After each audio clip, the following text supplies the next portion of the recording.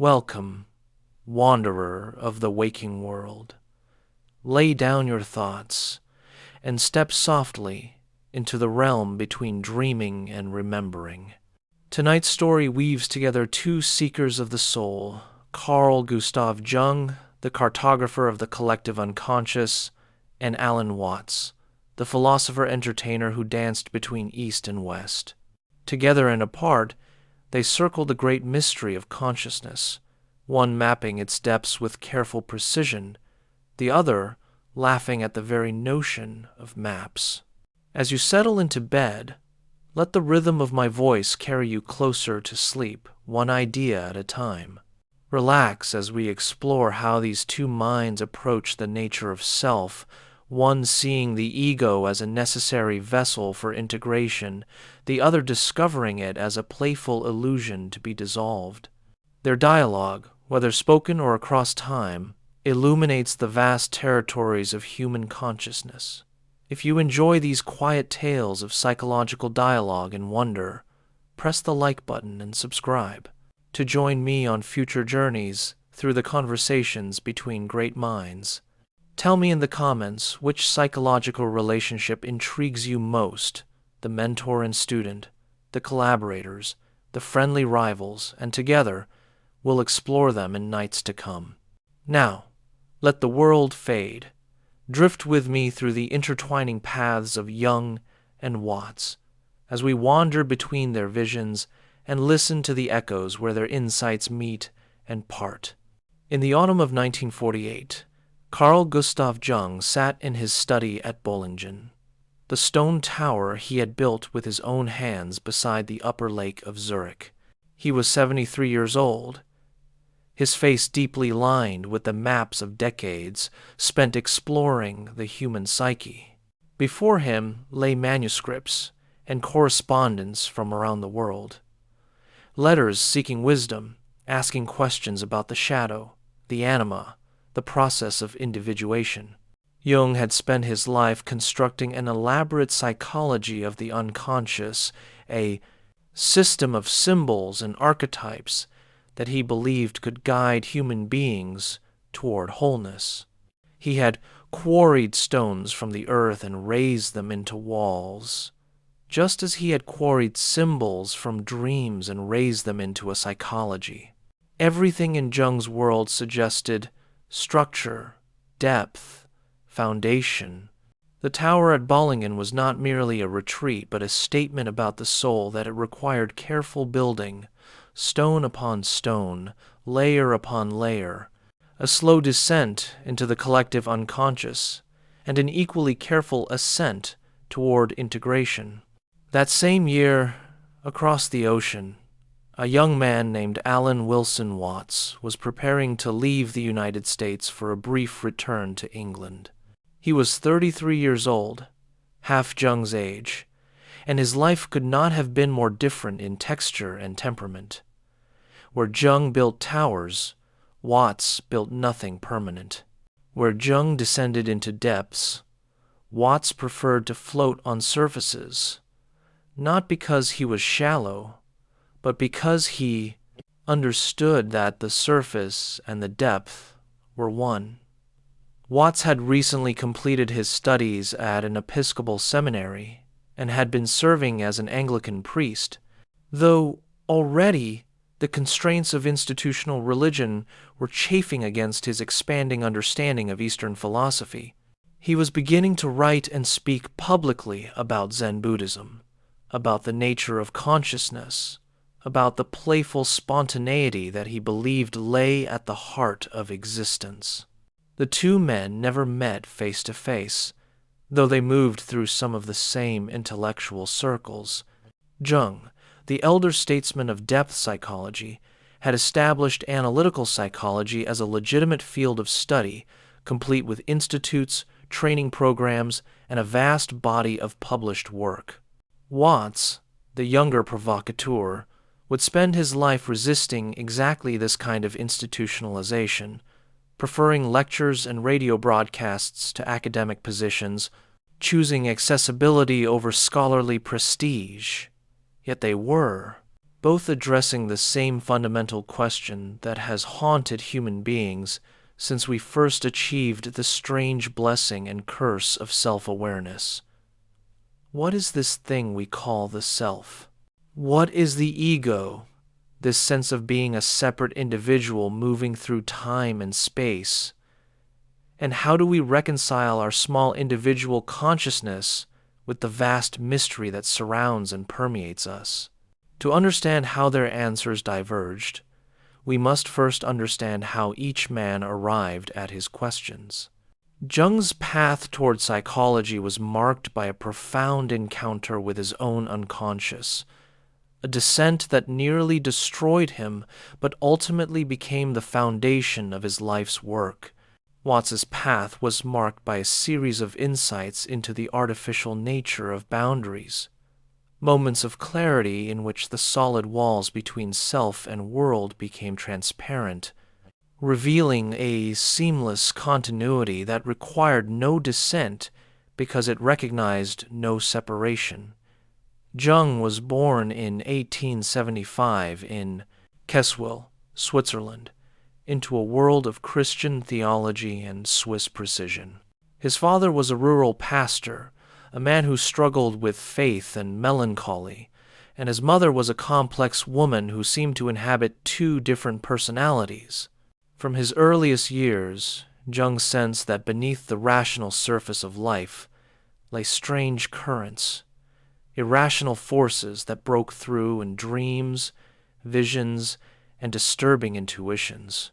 As a child, he developed what he would later call his number one and number two personalities, the ordinary schoolboy who tried to fit into the world, and the older, wiser presence that seemed to exist outside of time.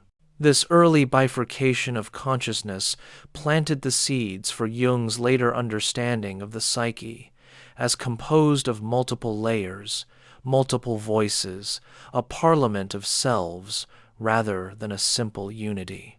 He studied medicine and specialized in psychiatry at a time when the unconscious mind was just beginning to be taken seriously as a subject of scientific investigation. He worked at the Berg-Hosley Psychiatric Hospital in Zurich under Eugen Bleuler, where he encountered patients whose psychotic breaks revealed symbolic patterns that seemed too meaningful to be merely random. He developed the word association test, an early experimental method for detecting unconscious complexes. And then, in 1907, he met Sigmund Freud, and for several years Jung believed he had found the key to understanding the unconscious in Freud's theories of repressed sexuality and infantile trauma. But by 1912, Jung's relationship with Freud had fractured, and Jung found himself cast into what he later called his confrontation with the unconscious. For several years, from 1913 to 1919, Jung deliberately engaged with the strange visions and fantasies that rose from the depths of his psyche. He recorded these experiences in what would later be published as the Red Book, a massive illuminated manuscript that reads like a medieval alchemical text. In these visions, Jung encountered figures that seemed to possess their own autonomy.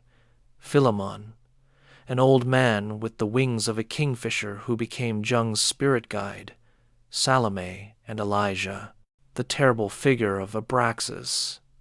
These were not, Jung came to believe, merely projections of his personal unconscious, but inhabitants of a deeper realm he called the collective unconscious, a layer of the psyche shared by all human beings and populated by archetypes, universal patterns of human experience. From this encounter, Jung built his entire psychological system. The ego, in Jung's understanding, was the center of conscious awareness, the sense of I that thinks, plans, and navigates daily life. But the ego was only a small island in the vast sea of the unconscious. Beneath the personal unconscious, with its individual memories and repressions, lay the collective unconscious, the inherited structure of the human psyche that expressed itself through archetypal symbols appearing in myths, dreams, and religions across all cultures. The process of individuation, which Jung considered the central task of the second half of life, involved the ego gradually encountering and integrating these unconscious contents, the shadow, the repressed and denied aspects of the personality, the anima or animus, the contrasexual elements of the psyche, and finally the self, the archetype of wholeness that transcended and included the ego. For Jung, this was not metaphor but map. The psyche had actual structure, actual territories that could be explored and charted. The symbols that appeared in dreams were not arbitrary, but carriers of psychic energy, manifestations of archetypes pressing toward consciousness. Psychological health required maintaining a dynamic relationship between ego and unconscious, neither identified completely with unconscious forces nor cut off from them. The ego was essential, Jung insisted. Without a strong ego, individuation was impossible because there would be no center of consciousness capable of relating to the unconscious without being overwhelmed by it. The goal was not to dissolve the ego, but to put it in its proper place, to realize that it was a servant of the self rather than the master of the personality. By the time Jung was an old man working in his tower, this system had been elaborated through thousands of pages of writing. He had explored alchemy, finding in the medieval quest to transmute base metals into gold, a symbolic representation of the individuation process. He had studied Gnosticism, astrology, the I Ching, comparative religion, and mythology.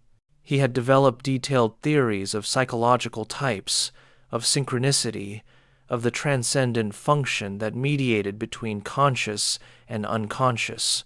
His approach was thoroughly Western in its impulse to classify, to map, to understand through careful differentiation and structure. Meanwhile, Alan Watts was born in 1915 in Chislehurst, England, into a very different world and time. The First World War was raging across Europe. The old certainties of Victorian England were crumbling, and a new generation was growing up amid ruins and questions. Watts's father worked for the Michelin Tire Company, and his mother was a homemaker with a strong personality and definite opinions about proper behavior. Young Alan was a bright, curious child who early showed a talent for language and an attraction to anything exotic and Eastern. As a teenager, Watts discovered Buddhism, and it struck him with the force of revelation. Here was a way of understanding consciousness that seemed free from the guilt and sign obsession of Christianity. Here was a philosophy that suggested the self was not a permanent soul traveling from birth to death, but a process, a flowing pattern with no fixed essence. Watts devoured books on Buddhism, corresponded with Christmas Humphreys, who had founded the Buddhist Lodge in London, and began writing articles on Buddhist philosophy while still in his teens. His first book, The Spirit of Zen, was published when he was only 20 years old, a precocious introduction to Zen Buddhism for Western readers. In 1938, Watts moved to the United States, drawn by opportunities and adventure. He worked briefly at the Buddhist Lodge in New York, married an American woman named Eleanor Everett, whose mother was a devoted Buddhist, and began to make a name for himself as an interpreter of Eastern thought.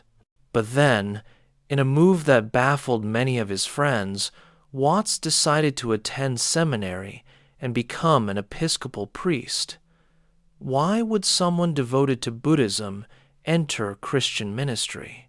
For Watts, it was not a contradiction.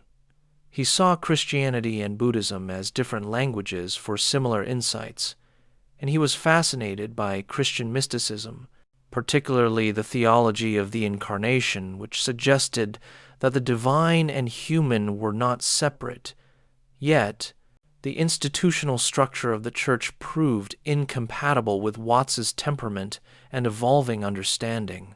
He served as a chaplain at Northwestern University for several years, but by 1950, his marriage was falling apart and his relationship with the church was strained. He left the priesthood in 1950, moved to California, and embarked on the phase of his life for which he would become famous as a freelance philosopher, writer, and speaker who interpreted Eastern thought for the Western counterculture that was just beginning to emerge. In California, Watts found his element. He became affiliated with the American Academy of Asian Studies in San Francisco, where he could lecture freely on Buddhism, Taoism, Vedanta, and comparative religion without the constraints of academic credentialism or religious orthodoxy. He developed a distinctive speaking style that combined intellectual depth with humor and accessibility. He wrote books with titles like The Wisdom of Insecurity, The Way of Zen and Nature, Man and Woman. He went on the radio. He later made recordings and appeared on early television programs. And gradually, Watts became one of the primary bridges through which Eastern philosophy entered mainstream Western consciousness in the 1950s and 60s. Where Jung had descended into the unconscious and mapped its depths, Watts looked at consciousness itself and asked a more fundamental question. What if the whole framework of depths and surfaces, conscious and unconscious, was itself part of the illusion? What if the problem was not that we needed to integrate unconscious contents into consciousness, but that we needed to see through the artificial boundary between conscious and unconscious, between self and world, between subject and object? This was the insight at the heart of Zen Buddhism and Vedanta philosophy as Watts understood them. The fundamental illusion, the source of human suffering, was not repression or shadow content, but identification with the ego, the belief that I am a separate, isolated entity trapped inside a bag of skin, alienated from the world around me. This sense of separate self was a construction, a habitual pattern of thought and perception that we had learned so thoroughly we mistook it for reality. Enlightenment, liberation, awakening, all these terms pointed not to the integration of unconscious content, but to the dissolution of this illusory boundary, the recognition that the self you think you are is not actually there, or rather, that what you are is not separate from the totality of existence. Watts had experienced this insight himself in various moments of clarity, sometimes spontaneous, sometimes facilitated by practices or substances. He described the experience as seeing through the cosmic game, recognizing that the universe was not a collection of separate things, but a single unified process, and that the sense of being a separate ego was like a wave. Thinking it was separate from the ocean, the wave rises and falls, but it never stops being ocean. Similarly, the ego appears and disappears, but consciousness never stops being the totality. This was where Watts diverged most sharply from Jung, though he respected Jung's work and acknowledged his genius. Jung was still operating within the framework of the separate self. Yes, Jung had discovered vast unconscious realms beneath the ego, but he still maintained the ego as a necessary structure, something to be strengthened and related to the unconscious. For Watts, this was still trapped in duality, still buying into the fundamental illusion. It was like elaborately mapping the dream without waking up from it. By the early 1950s, both men were at work on their mature visions, though moving in different directions. Jung was writing his late works on synchronicity, on Job, on the psychological interpretation of alchemy. He was consolidating a lifetime of exploration into the symbolic structures of the psyche, refining his understanding of how archetypes manifested in different cultural contexts. Watts was writing and speaking prolifically, translating Tao Te Ching, exploring the connections between Eastern philosophy and modern physics, arguing that Western psychology, for all its insights, had fundamentally misunderstood the nature of the self. The cultural context of their work could hardly have been more different despite their chronological overlap. Jung emerged from the depths of European culture, from a continent steeped in Christian theology, Greek philosophy, and the Enlightenment project of rational understanding. His psychology was built on the foundations of German Romanticism, which had already begun to question pure rationalism and to value the irrational, the symbolic, the mythic. Thinkers like Goethe, Schopenhauer, and Nietzsche had prepared the ground for Jung's exploration of the unconscious. Jung saw himself as continuing a particularly European project, the quest to understand the psyche through careful differentiation and integration, the impulse to create meaning through symbolic interpretation. Watts emerged from the collapse of European certainty after 2 world wars, from a generation that had seen the old structures crumble and was searching for new ways of understanding.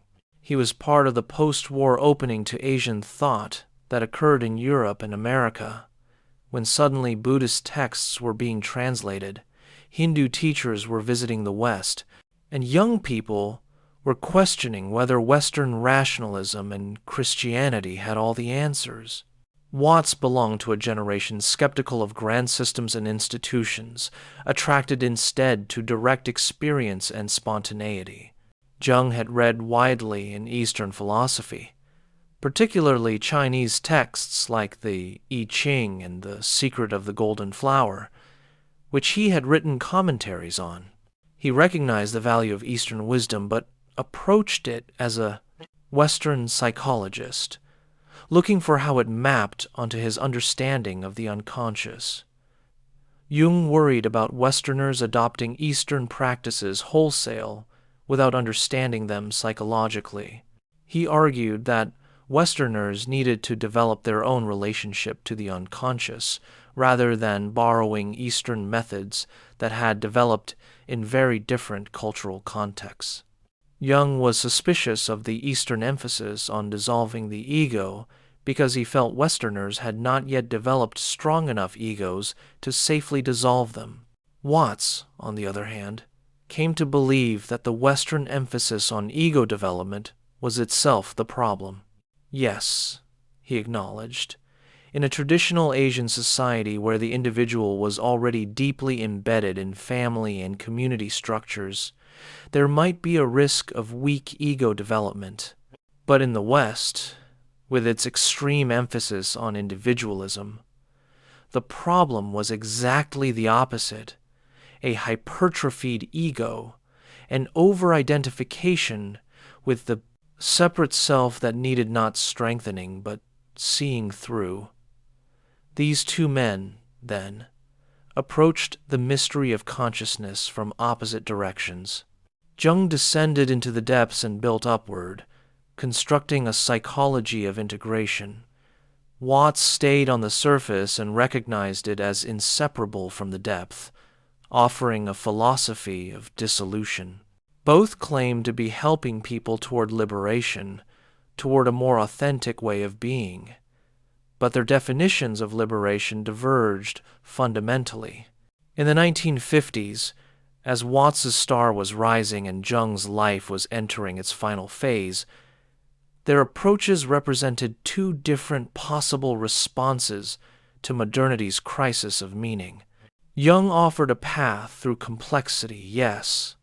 The psyche is multifaceted and contradictory, but through patient work with symbols and dreams, through analysis and active imagination, you can integrate these contradictions into a greater wholeness. Watts offered a path through simplicity. All the complexity is unnecessary. a symptom of the original confusion of thinking you're separate from the world. See through that illusion, and the contradictions dissolve. Jung died in 1961, just as the Cultural Revolution of the 1960s was beginning. Watts lived through that revolution and became one of its intellectual godparents, though he remained somewhat skeptical of its excesses. He continued writing, lecturing, and recording until his death in 1973 at the age of 58, his body worn out by years of heavy drinking and the stress of financial insecurity and complicated personal relationships. In the decades since their deaths, their legacies have evolved in interesting ways. Jungian psychology became institutionalized in exactly the way Jung himself had both promoted and worried about. There are Jungian training institutes, certified Jungian analysts, scholarly journals devoted to analytical psychology. The body of Jungian and post-Jungian thought continues to grow, with various schools interpreting and extending Jung's insights. Meanwhile, Watts's legacy remained more diffuse, more atmospheric. He never founded an institute or trained disciples in any formal sense. Instead, his lectures and books continued to circulate, influencing countless people who encountered Eastern philosophy through his accessible, engaging presentations. But before we can fully appreciate their dialogue, we must understand the deeper roots of their divergence, the philosophical and temperamental differences that led one man to build towers and another to flow like water. Jung's intellectual formation occurred in the context of late 19th century European thought, a period of profound transformation in how consciousness was understood. The Enlightenment had championed reason as the path to truth, but by the time Jung was a young man, reason's limitations had become apparent.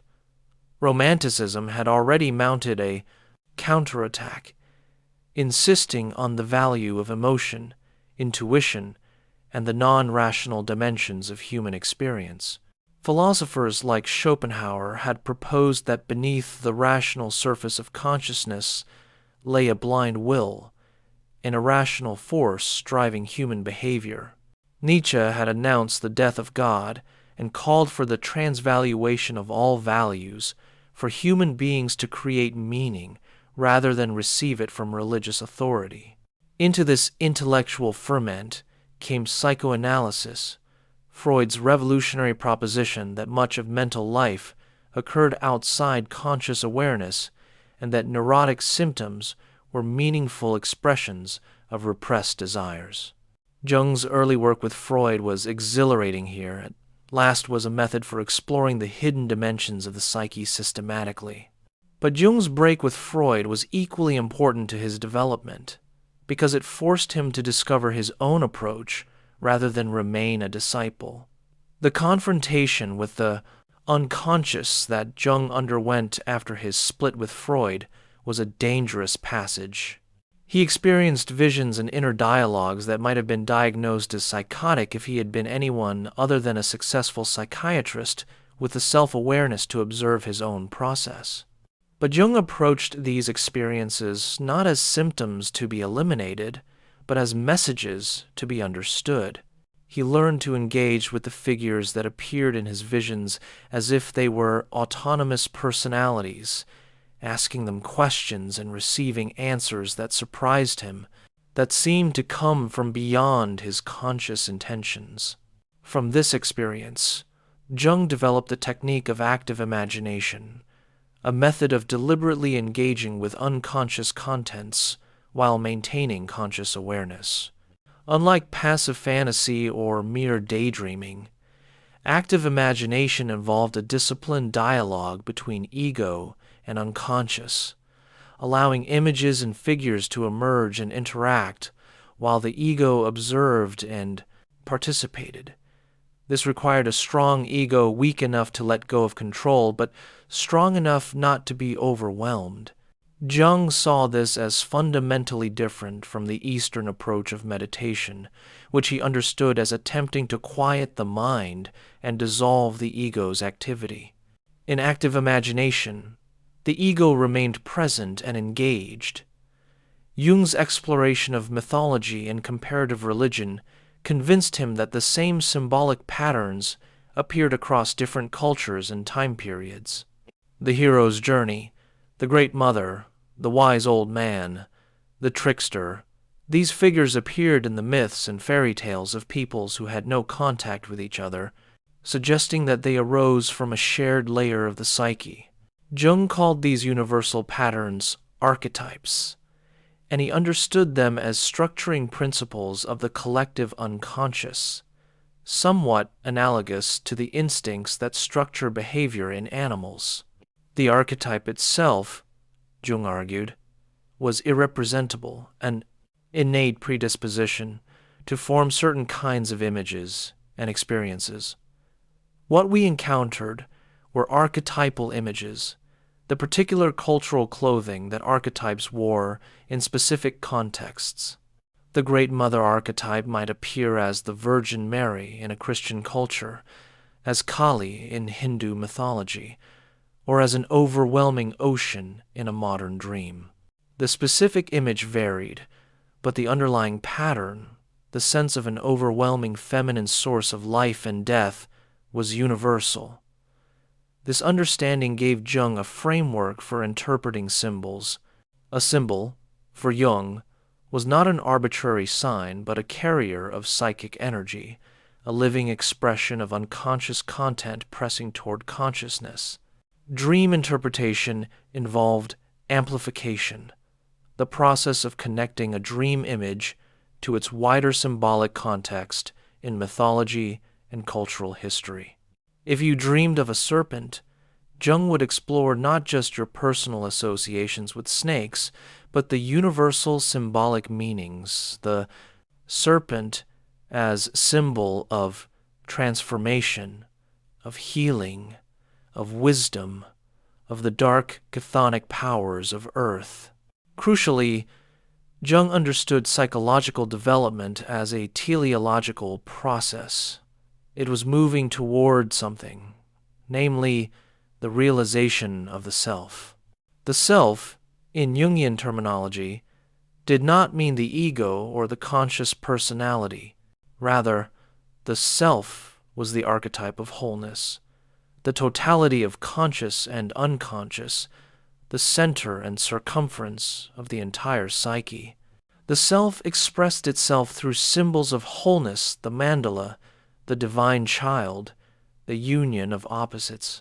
Individuation was the process by which the ego gradually recognized itself as a part of the self rather than the whole of the personality.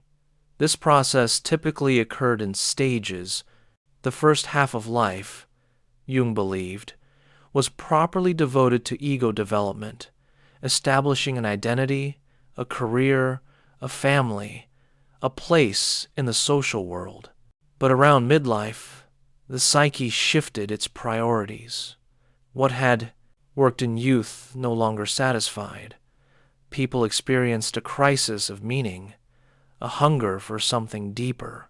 This was the call to individuation, the summons to turn inward and begin the process of encountering the unconscious. The shadow came first, usually.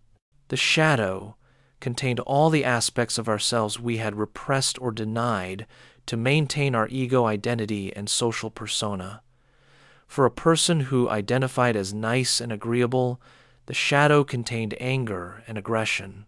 For someone who prided themselves on rationality, the shadow contained irrationality and emotion. Encountering the shadow was uncomfortable but necessary, a first step toward greater wholeness. Then came the anima, or animus, the contrasexual aspect of the psyche. In men, the anima appeared as feminine figures in dreams, often idealized or terrifying, representing the man's relationship to his own emotional and relational capacities. In women, The animus appeared as masculine figures, representing the woman's relationship to assertiveness, rationality, and spiritual aspiration. These were not merely about gender roles, but about the integration of qualities associated with the opposite sex in one's culture. Finally, if the process went deep enough, one encountered intimations of the self, experiences of unity and wholeness that transcended the ego's limited perspective. These were religious experiences in the deepest sense, moments of connection with something greater than the personal ego. Jung was careful to distinguish psychological experience of the self from metaphysical claims about God, though he recognized that religious language often pointed to self-realization. For Jung, this entire process required structure and guidance.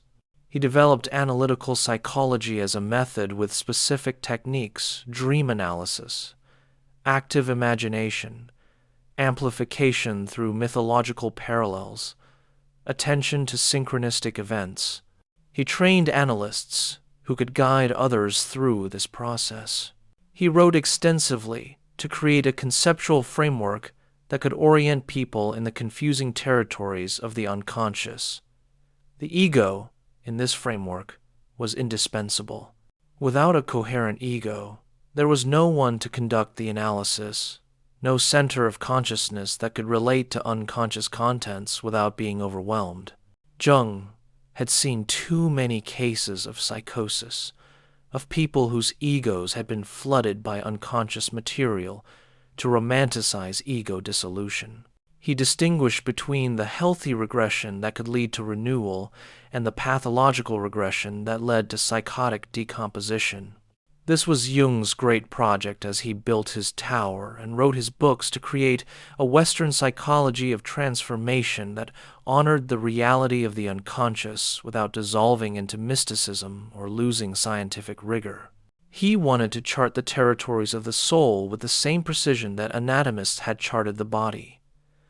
Now consider Alan Watts, born 40 years later into a world that Jung had helped create. By the time Watts was a young man, the unconscious was an accepted reality. Psychoanalysis had entered popular culture, and the question was no longer whether there were hidden dimensions to the psyche, but how to understand them. Watts encountered psychology not as an unexplored frontier, but as an established field with its own orthodoxies. Watts's intellectual formation occurred in very different currents. His early exposure to Buddhism introduced him to a completely different understanding of consciousness, one that preceded and challenged Western psychological categories. In Buddhist philosophy, particularly as developed in the Mahayana and Zen traditions, the fundamental problem was not repression or shadow, but ignorance, avidya, the failure to recognize the true nature of reality and self. The Buddha's teaching of anatta, no self, was revolutionary and disturbing. It claimed that what we experience as a continuous, unified self is actually a stream of momentary processes, sensations, perceptions, mental formations, consciousness arising and passing away in rapid succession. We impose a false unity on this process, creating the illusion of a permanent self, and this illusion is the root of suffering. We cling to things and experiences as if they could provide permanent satisfaction to a permanent self, but since neither the self nor the objects of experience are permanent, this clinging inevitably leads to disappointment and pain. The path to liberation, in this understanding, was not to integrate unconscious contents into the ego, but to see through the ego itself, to recognize its constructed, conventional nature. Various Buddhist schools developed different methods for this recognition, systematic meditation practices that allowed one to observe the mind's processes directly, koans that short-circuited conceptual thinking, philosophical analysis that dismantled the logical foundations of self-identity. Watts was particularly drawn to Zen Buddhism, which had developed in China and Japan as a radical simplification of Buddhist teaching. Zen emphasized direct experience over scriptural study, sudden insight over gradual development. The famous Zen saying that enlightenment was nothing special, that ordinary mind was the way, appealed to Watts's sense of the absurdity in making spiritual attainment into another goal to achieve. Zen masters spoke of before enlightenment, chop wood, carry water. After enlightenment, chop wood, carry water. The transformation was not in actions, but in the recognition of what was always already true. When Watts encountered Western psychology, he recognized its value, but also its limitations from this perspective. Western psychology took the ego seriously as something to be strengthened, developed, or integrated with other aspects of the psyche. But from the Buddhist perspective, this was like strengthening a fiction building, elaborate structures on quicksand. No matter how well integrated your personality, no matter how much shadow work you had done, you were still operating under the fundamental illusion of being a separate self. And this illusion itself was the source of suffering. Watts developed this critique most fully in his 1951 book, The Wisdom of Insecurity, written just as he was leaving the priesthood and finding his voice as an independent philosopher. The book argued that modern humans were caught in a double bind. They sought security and permanence in a world of constant change, and this futile search created anxiety and neuroticism. Psychology offered various ways to manage this anxiety, but it did not question the underlying assumption that there was a separate self that needed to be made secure. True security, Watts argued, came not from strengthening the ego, but from recognizing that the separate self was a phantom. When you stopped trying to protect and enhance something that did not exist in the way you thought it did, anxiety dissolved, not because you had solved the problem, but because you had seen through the false question. It was like waking from a nightmare. The monsters were terrifying until you recognized you were dreaming. This was not, Watts insisted, a form of nihilism or a denial of the reality of experience. On the contrary, it was a more direct and immediate relationship with reality. When you stopped filtering everything through the lens of, what does this mean for me? How does this affect my security? You could experience the world more vividly. The self that dissolved was not consciousness itself, but the artificial boundary between subject and object, between the experiencer and the experienced. Watts found confirmation of this understanding not only in Buddhism, but in Taoism, the indigenous Chinese philosophy that emphasized spontaneity, naturalness, and going with the flow. The Tao Te Ching spoke of water as the highest good because it flowed into the lowest places without resistance, because it was soft and yielding, yet ultimately overcame the hard and rigid. Watts loved this teaching because it suggested an alternative to the Western emphasis on willpower and goal-oriented action.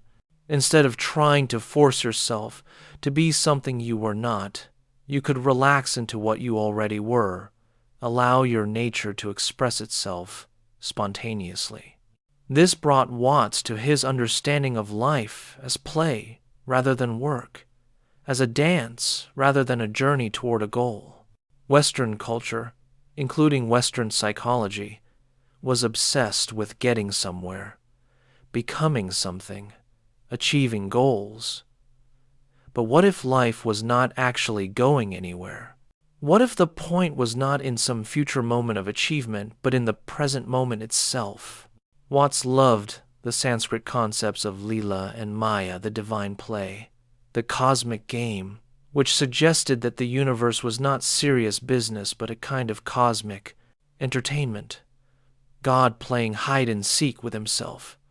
From this perspective, the whole Jungian project looked a bit absurd.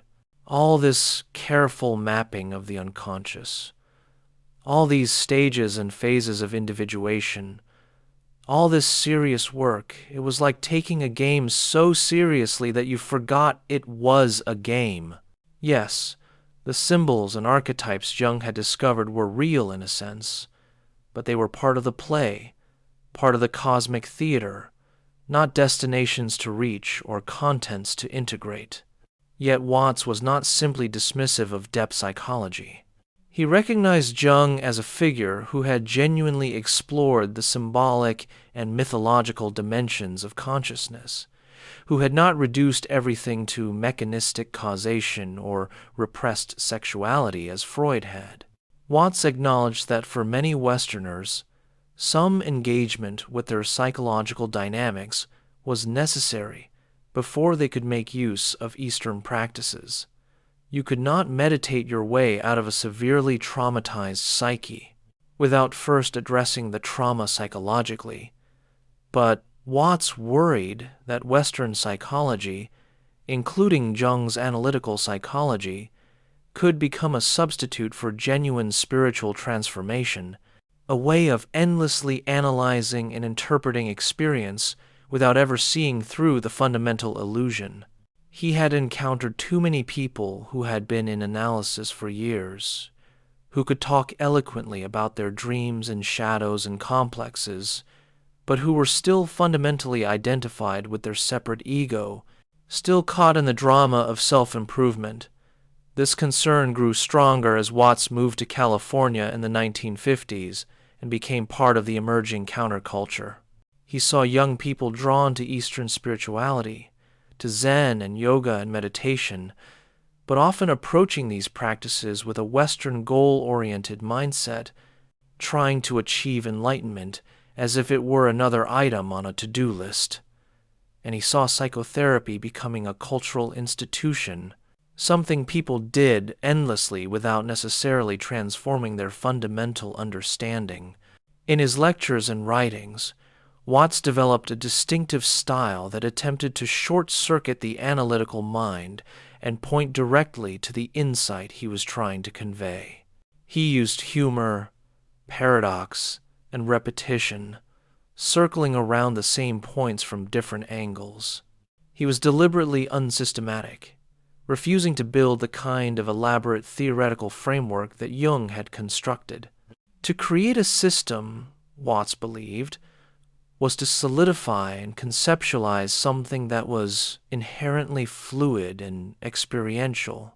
Watts was influenced not only by Asian philosophy, but by the process philosophy of Alfred North Whitehead, which understood reality as composed not of things, but of events, processes, and relationships. This resonated with the Buddhist understanding of dependent origination, the teaching that nothing exists independently but only in relation to everything else. It also connected with the emerging systems theory and cybernetics that were developing in the mid-20th century, the recognition that organisms and environments formed integrated systems that could not be understood by analyzing parts in isolation. From these various streams, Watts developed what might be called a philosophy of organic naturalism.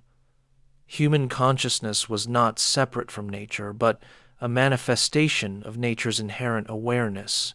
The boundaries we drew between self and world, between mind and body, between human and nature, were conventional distinctions that had their practical uses, but should not be reified into absolute divisions.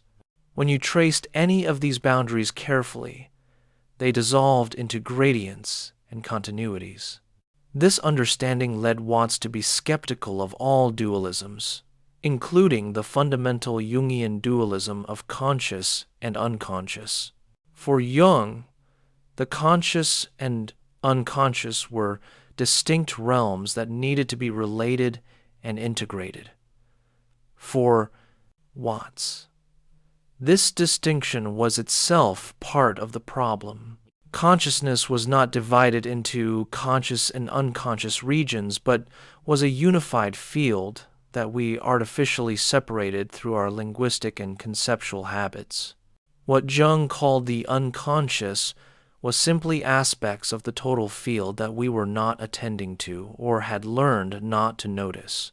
Similarly, Watts questioned the distinction between ego and self that was so central to Jung's thought. For Jung, the ego was the center of consciousness, and the self was the center of the total psyche, including consciousness and unconscious. The goal was for the ego to recognize itself as subordinate to the self, while remaining functionally distinct. For Watts, this maintained a problematic dualism. The true recognition was not that the small self should serve the big self, but that the small self had never existed as something separate in the first place. There was only the self, only consciousness, only the universe, and what we called the ego was a temporary pattern in this totality, like a whirlpool in a stream. This might sound like abstract philosophical hair-splitting, but for both Jung and Watts, these were intensely practical questions with real implications for how people lived. Jung's approach led to a certain kind of practice, careful attention to dreams, active imagination, therapeutic conversation, patient interpretation of symbols. It was a path suited to people who were psychologically minded, who enjoyed symbolic thinking, who were willing to engage in long-term depth work. Watts's approach led to a different kind of practice, meditation, mindfulness, allowing experience without interpretation, moments of letting go into the present moment. It was a path suited to people who were experientially oriented, who wanted direct insight rather than mediated understanding, who trusted spontaneity over structured development.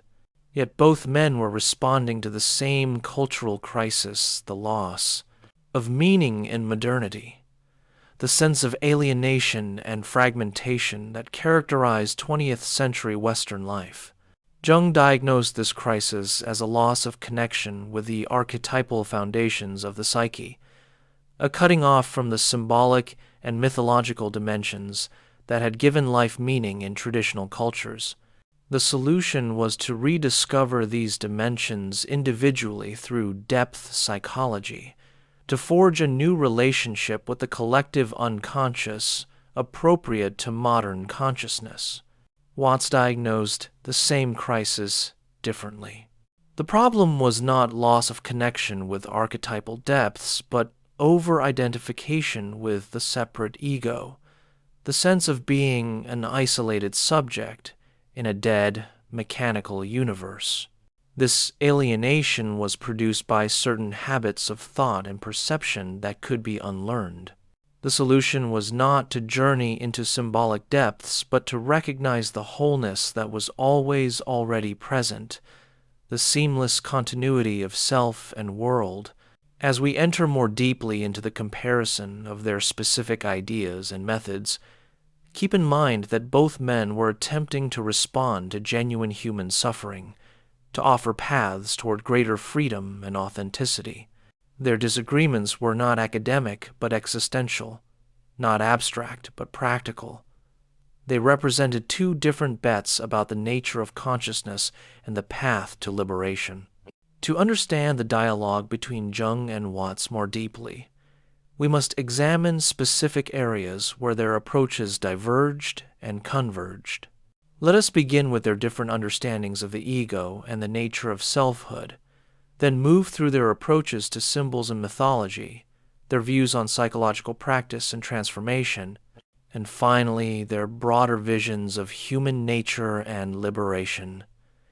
The ego stands at the center of the divergence between these two thinkers.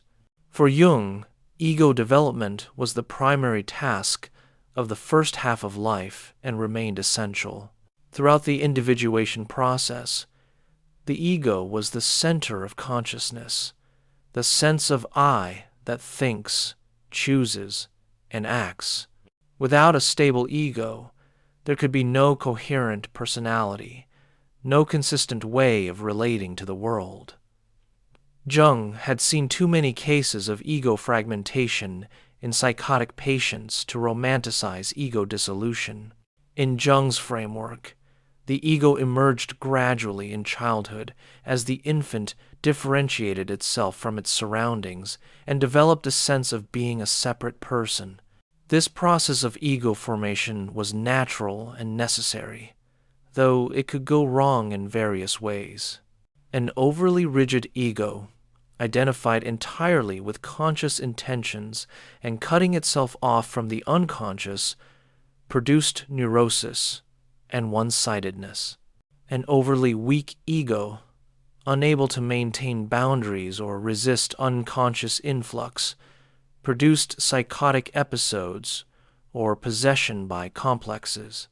The healthy ego, in Jung's view, was strong enough to maintain its coherence but flexible enough to enter into dialogue with the unconscious. This was the ego required for individuation, not an ego inflated with grandiose self-importance, but not dissolved either. Instead, it was an ego that recognized its place within the larger psyche, a servant of the self rather than the master. Jung used the analogy of the king who must recognize a higher power. The ego must rule the realm of consciousness, but acknowledge its service to something greater. This meant that Jung's approach involved careful boundary work. In active imagination or dream analysis, the ego maintained its observing function even as it engaged with autonomous contents emerging from the unconscious.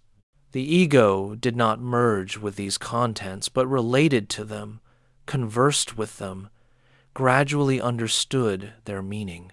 This required discernment, the ability to distinguish between genuine unconscious messages and mere ego projections, between helpful figures and dangerous possessions.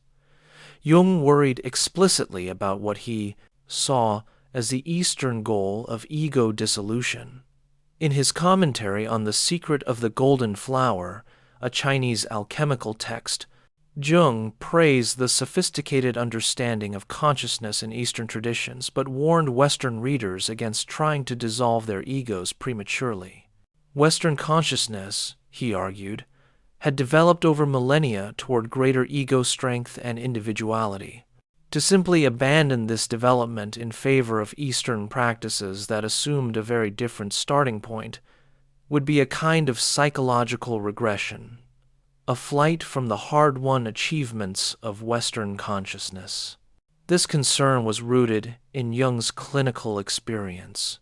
He had treated patients who had become fascinated with Eastern spirituality and meditation, who had used these practices to avoid dealing with their psychological problems rather than to address them. Someone who meditated for hours to escape their shadow rather than confront it was not achieving enlightenment but deepening their neurosis. Jung insisted that Westerners needed to do their psychological work first to develop a strong enough ego to confront their personal shadow, to establish a functional relationship with their inner world before they could safely engage in practices aimed at transcending the ego. Now consider Watts's very different starting point. For Watts, the ego was not a necessary structure that needed careful development, but a habitual pattern of thought that created an illusion of separation.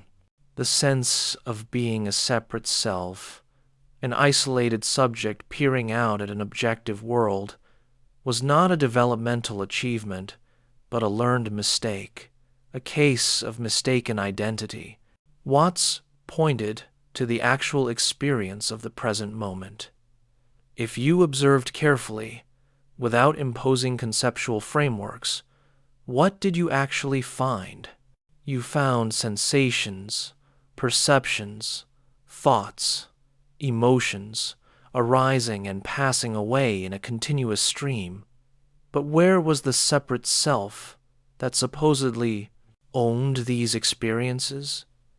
You could not find it as an actual experience only as a thought about experience, a narrative you told yourself about being someone continuous across time. This did not mean there was no functional continuity. Obviously, your body maintained certain patterns. Your memories connected present to past. Your personality had recognizable traits. But these were all processes, patterns in the flow, not evidence of a substantial self that existed independently. The ego, in Watts's view, was a grammatical fiction that we reified into a metaphysical entity. Because our language required subjects and objects, I see the tree, we assumed there must be an I that was doing the seeing, as something separate from the act of seeing itself. Watts loved to point out the absurdity of certain common phrases that revealed this confusion. People said things like, I have a body, or I have a mind, as if there were an I that possessed these things as separate from them. But you did not have a body. You were a body, or more precisely, you were what your body was doing, the activity of bodying forth. Similarly, thinking was not something a self did. The sense of self was a kind of thinking, a habitual pattern of self-reference. The problem with this illusion of separate selfhood was that it created a fundamental alienation and anxiety. If you believed you were a separate, vulnerable ego in a potentially hostile world, you were constantly on guard, trying to protect and enhance yourself, acquire security, defend against threats. This defensive stance cut you off from the spontaneous flow of life, made experience self-conscious and calculated rather than immediate and natural. Moreover, the search for ego security was inherently futile. You try to make yourself safe and permanent in a world of constant change. You try to grasp experiences and hold on to pleasurable states, but everything passed. The harder you tried to secure yourself, the more anxious you became, because at some level you sensed the impossibility of the project. You were trying to make permanent what was inherently impermanent, trying to isolate what was inherently interconnected. Liberation, from Watts's perspective, came not from integrating unconscious contents into the ego, but from seeing through the ego itself. This was not a nihilistic realization that you did not exist, but a recognition that you existed in a very different way than you had assumed. You were not a separate island of consciousness, but an activity of the whole universe. Just as a wave is what the ocean is doing, the sense of individual consciousness was what the totality was doing right here and now. When this recognition occurred, not just intellectually, but as a lived reality, the quality of experience changed fundamentally. Instead of being a separate self, trying to navigate a world, you were the world manifesting as this particular perspective, this particular set of experiences. The boundary between subject and object became transparent, revealing itself as a conventional distinction rather than an ontological divide. This brought a quality of ease, spontaneity, and humor that Watts called the wisdom of insecurity, the recognition that since you were not actually a separate entity trying to secure itself, there was nothing to protect and nowhere to get to. But what about Jung's concern that this was psychological regression, an escape from difficult personal work? Watts had responses to this criticism. First, he agreed that some people used spiritual practices neurotically as an escape. But the same was true of psychology and therapy. People could spend years in analysis as a way of endlessly analyzing themselves without ever actually changing. The potential for misuse did not invalidate the genuine insight. Second, Watts argued that the work of seeing through the ego was not easier than psychological integration, but more radical.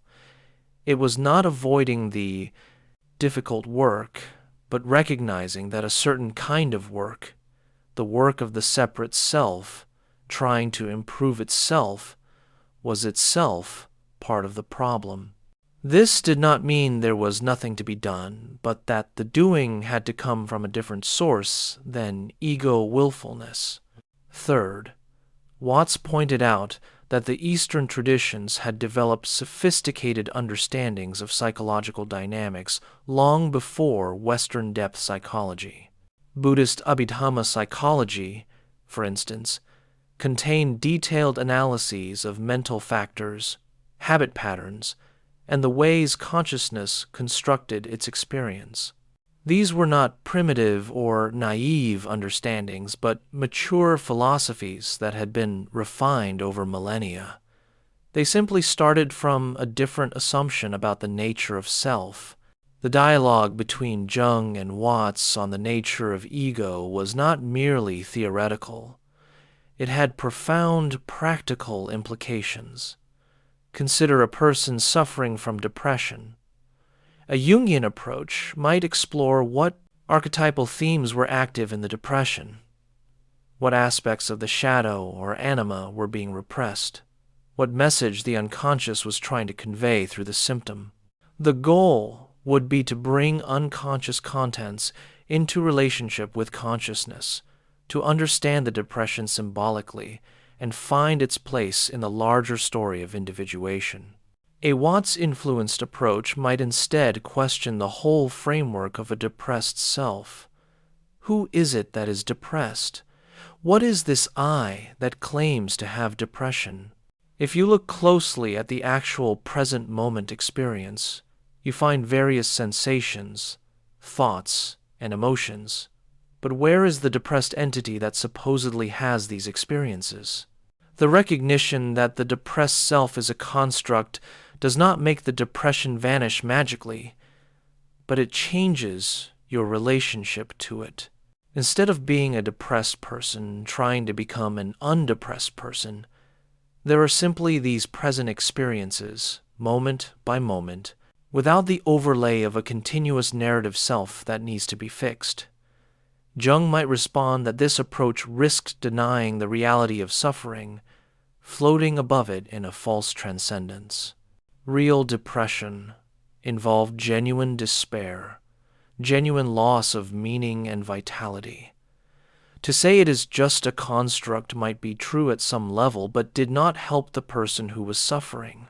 They needed to engage with the depression psychologically, to understand its symbolic meaning, to differentiate its components, before they could transcend it. Watts might counter that this approach could intensify the identification with the depressed identity. By making depression meaningful, by finding its archetypal significance, you could end up strengthening the very structure that was causing suffering. Sometimes the kindest thing was to help someone see that they were not essentially depressed, that depression was something happening through them rather than something they fundamentally were. This exchange reveals a deep tension between two approaches to suffering, one that works within the structure of self to integrate and understand it, another that works to deconstruct the structure itself. Jung's approach honored the reality and importance of personal history, psychological dynamics, and the meaningful patterns in suffering. Watts's approach cut more directly to the question of who it is that suffers. Let us turn now to another major area of divergence and convergence on their approaches to symbols and mythology. Both Jung and Watts recognized the profound importance of symbols and myths in human experience. Both rejected the reductionist approaches that explained symbols away as mere superstition or neurotic fantasy, but they understood symbols in fundamentally different ways. For Jung, symbols were carriers of psychic energy, manifestations of archetypal patterns pressing toward consciousness. A symbol was never merely a sign, something that stood for something else in a simple one-to-one correspondence. Instead, a true symbol was alive, numinous, capable of moving people emotionally and spiritually because it connected conscious awareness to deeper unconscious realities. Jung distinguished between signs and symbols. A sign had a fixed, known meaning. A stop sign means stop. A symbol, by contrast, pointed towards something unknown or only partially known, something that could not be fully grasped by conscious understanding. Religious symbols, the cross, the mandala, the lotus, were powerful precisely because they could not be reduced to simple rational meanings. They evoked and expressed realities that exceeded conceptual grasp. This understanding grew from Jung's experience with his own dreams and visions, and from his extensive study of mythology, alchemy, and comparative religion. Jung noticed that certain symbolic patterns appeared across different times and places with remarkable consistency. The hero's journey, for instance, the call to adventure, the journey into the unknown, the battle with the dragon, the return with the treasure appeared in myths from cultures that had no contact with each other. This suggested that these patterns were not arbitrary cultural constructions, but manifestations of archetypal structures in the collective unconscious. When Jung interpreted a dream symbol, he used a method called amplification. If someone dreamed of a snake, Jung would not immediately assume it meant something specific based on a predetermined symbolic dictionary. Instead, he would explore the dreamer's personal associations with snakes and then amplify these associations by connecting them to the wider symbolic meanings of serpents in mythology and religion. The snake as healer and poisoner, as the serpent of paradise, as Kundalini energy, as the Ouroboros eating its tail, all these associations created a field of meaning within which the particular dream image could be understood.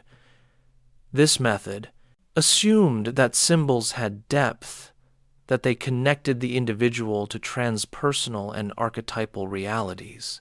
Your dream of a snake was not only about your personal history with snakes, but also connected you to the universal human experience of the serpent as symbol of transformation, healing, wisdom, and danger.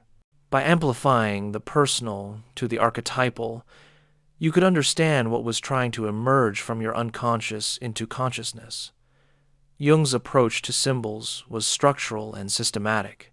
He developed detailed understandings of archetypal patterns, noting how the same archetype could manifest in different images depending on cultural context and individual circumstances. He traced the transformations of symbols through time, showing how alchemical symbols, for instance, represented psychological processes, even though the alchemists themselves might not have been conscious of this. The goal of this symbolic work was integration.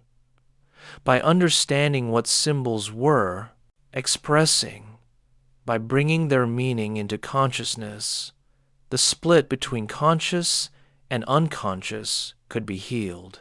The symbol served as a bridge, a mediator between conscious understanding and unconscious reality. In Jungian therapy, dream work and symbol interpretation were central because through engaging with symbols, the patient could come into relationship with unconscious aspects of their psyche. Watts approached symbols from a very different angle. He recognized their power and importance, but was suspicious of the impulse to interpret them, to translate them into conceptual meanings. For Watts, symbols were powerful precisely because they bypassed conceptual thinking and pointed directly to realities that concepts could not capture. To interpret them systematically was to lose something essential, to turn living symbols into dead concepts. Watts was particularly influenced by the Zen approach to symbols and sacred texts. In Zen, koans, paradoxical statements, or questions like, "What is the sound of one hand clapping?" were used not to convey information, but to exhaust the conceptual mind and precipitate direct insight. The point was not to figure out the right answer, but to realize that the question itself came from a confused framework. Similarly, Zen art used symbols not to encode hidden meanings, but to evoke a quality of awareness, to point directly at the moon rather than to describe the finger pointing at the moon. From this perspective, Jung's method of amplification and interpretation, though sophisticated, missed something crucial.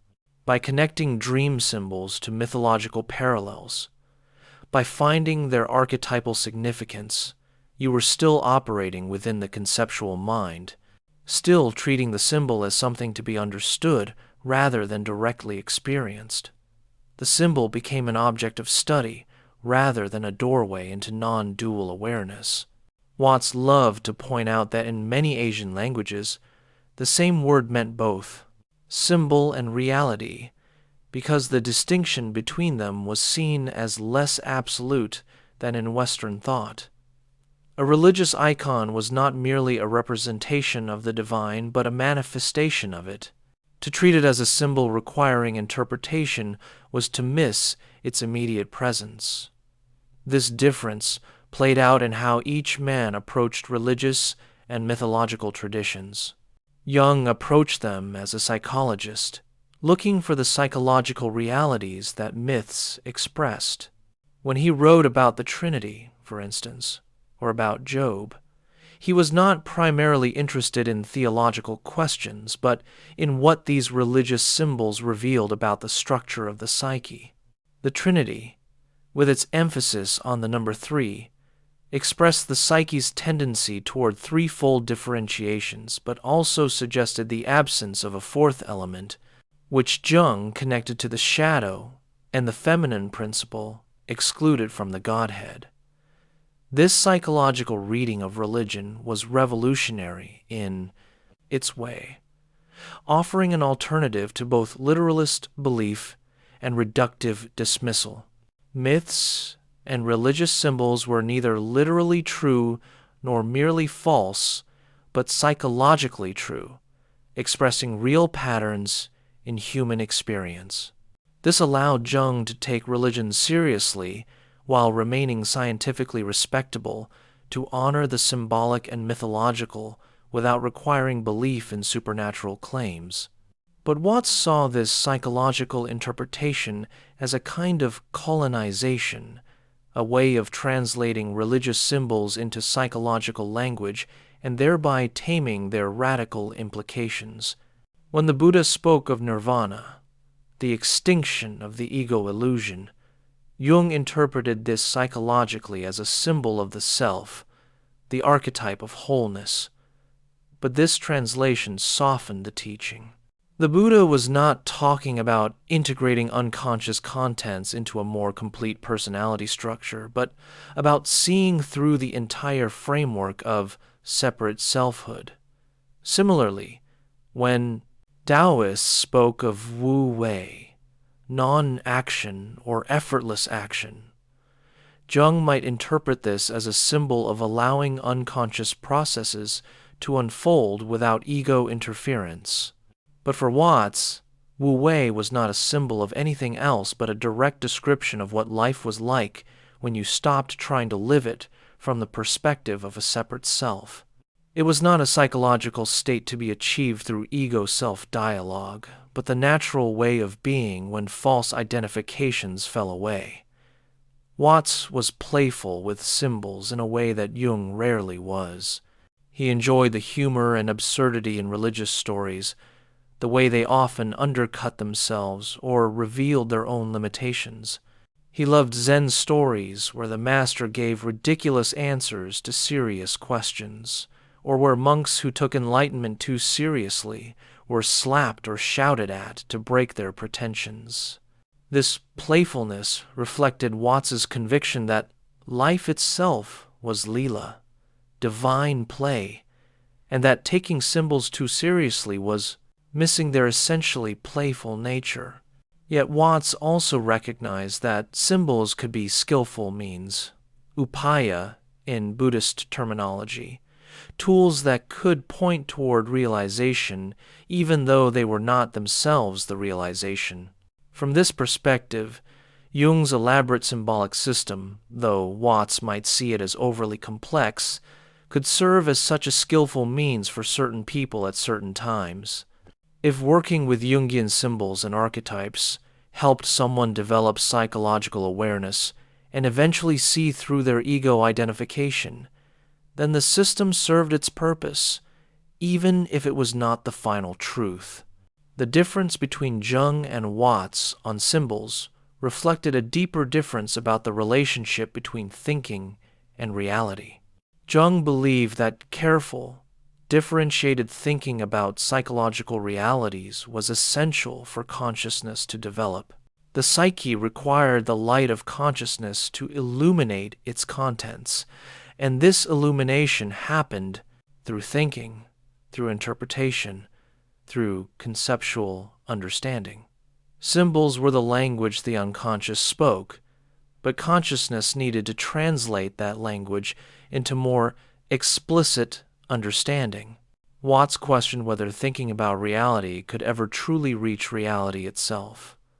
All conceptual thinking involved abstraction, cutting up the seamless continuity of experience into categories and distinctions.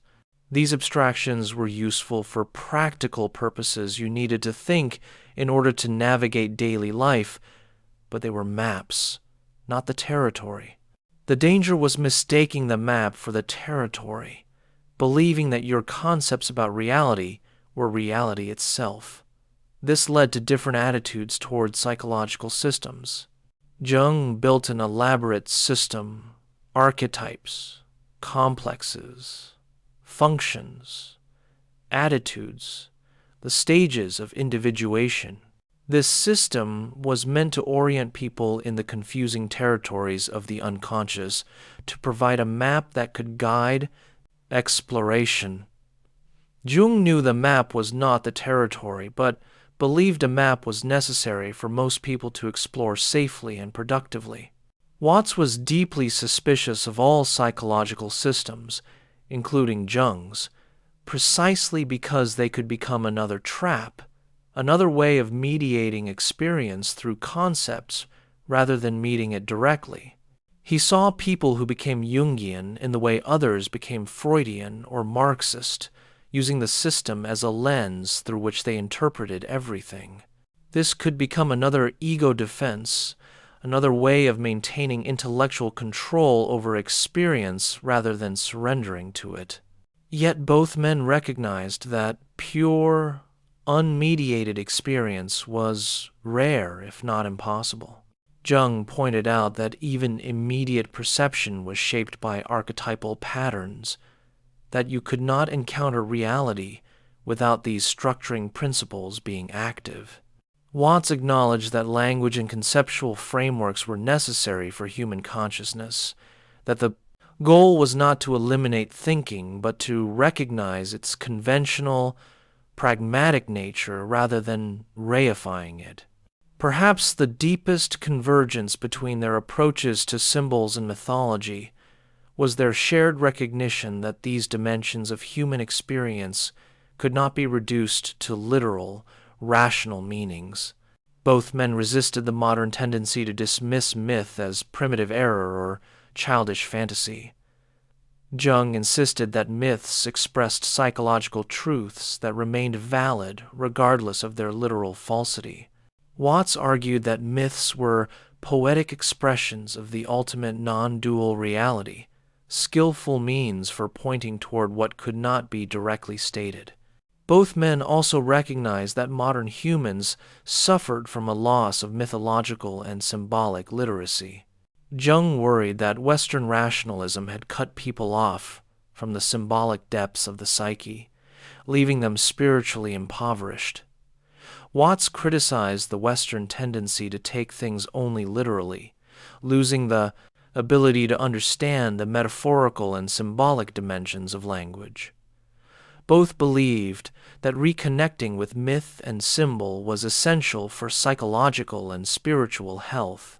Where they diverged was in how to make that reconnection. Jung offered analytical psychology as a method for relating to symbols through interpretation and integration. Watts offered a more direct approach, not analyzing symbols but allowing them to work on you, not interpreting myths but recognizing yourself in them, not studying consciousness but being conscious. Consider how each might approach a traditional myth, say the story of the Buddha's enlightenment. Jung would look for the archetypal patterns, the hero's journey, the night sea journey, the confrontation with the shadow represented by Mara and his temptations, the individuation symbolized by the Buddha's awakening to his true self-nature, the mandala symbolism of the Buddha seated under the Bodhi tree.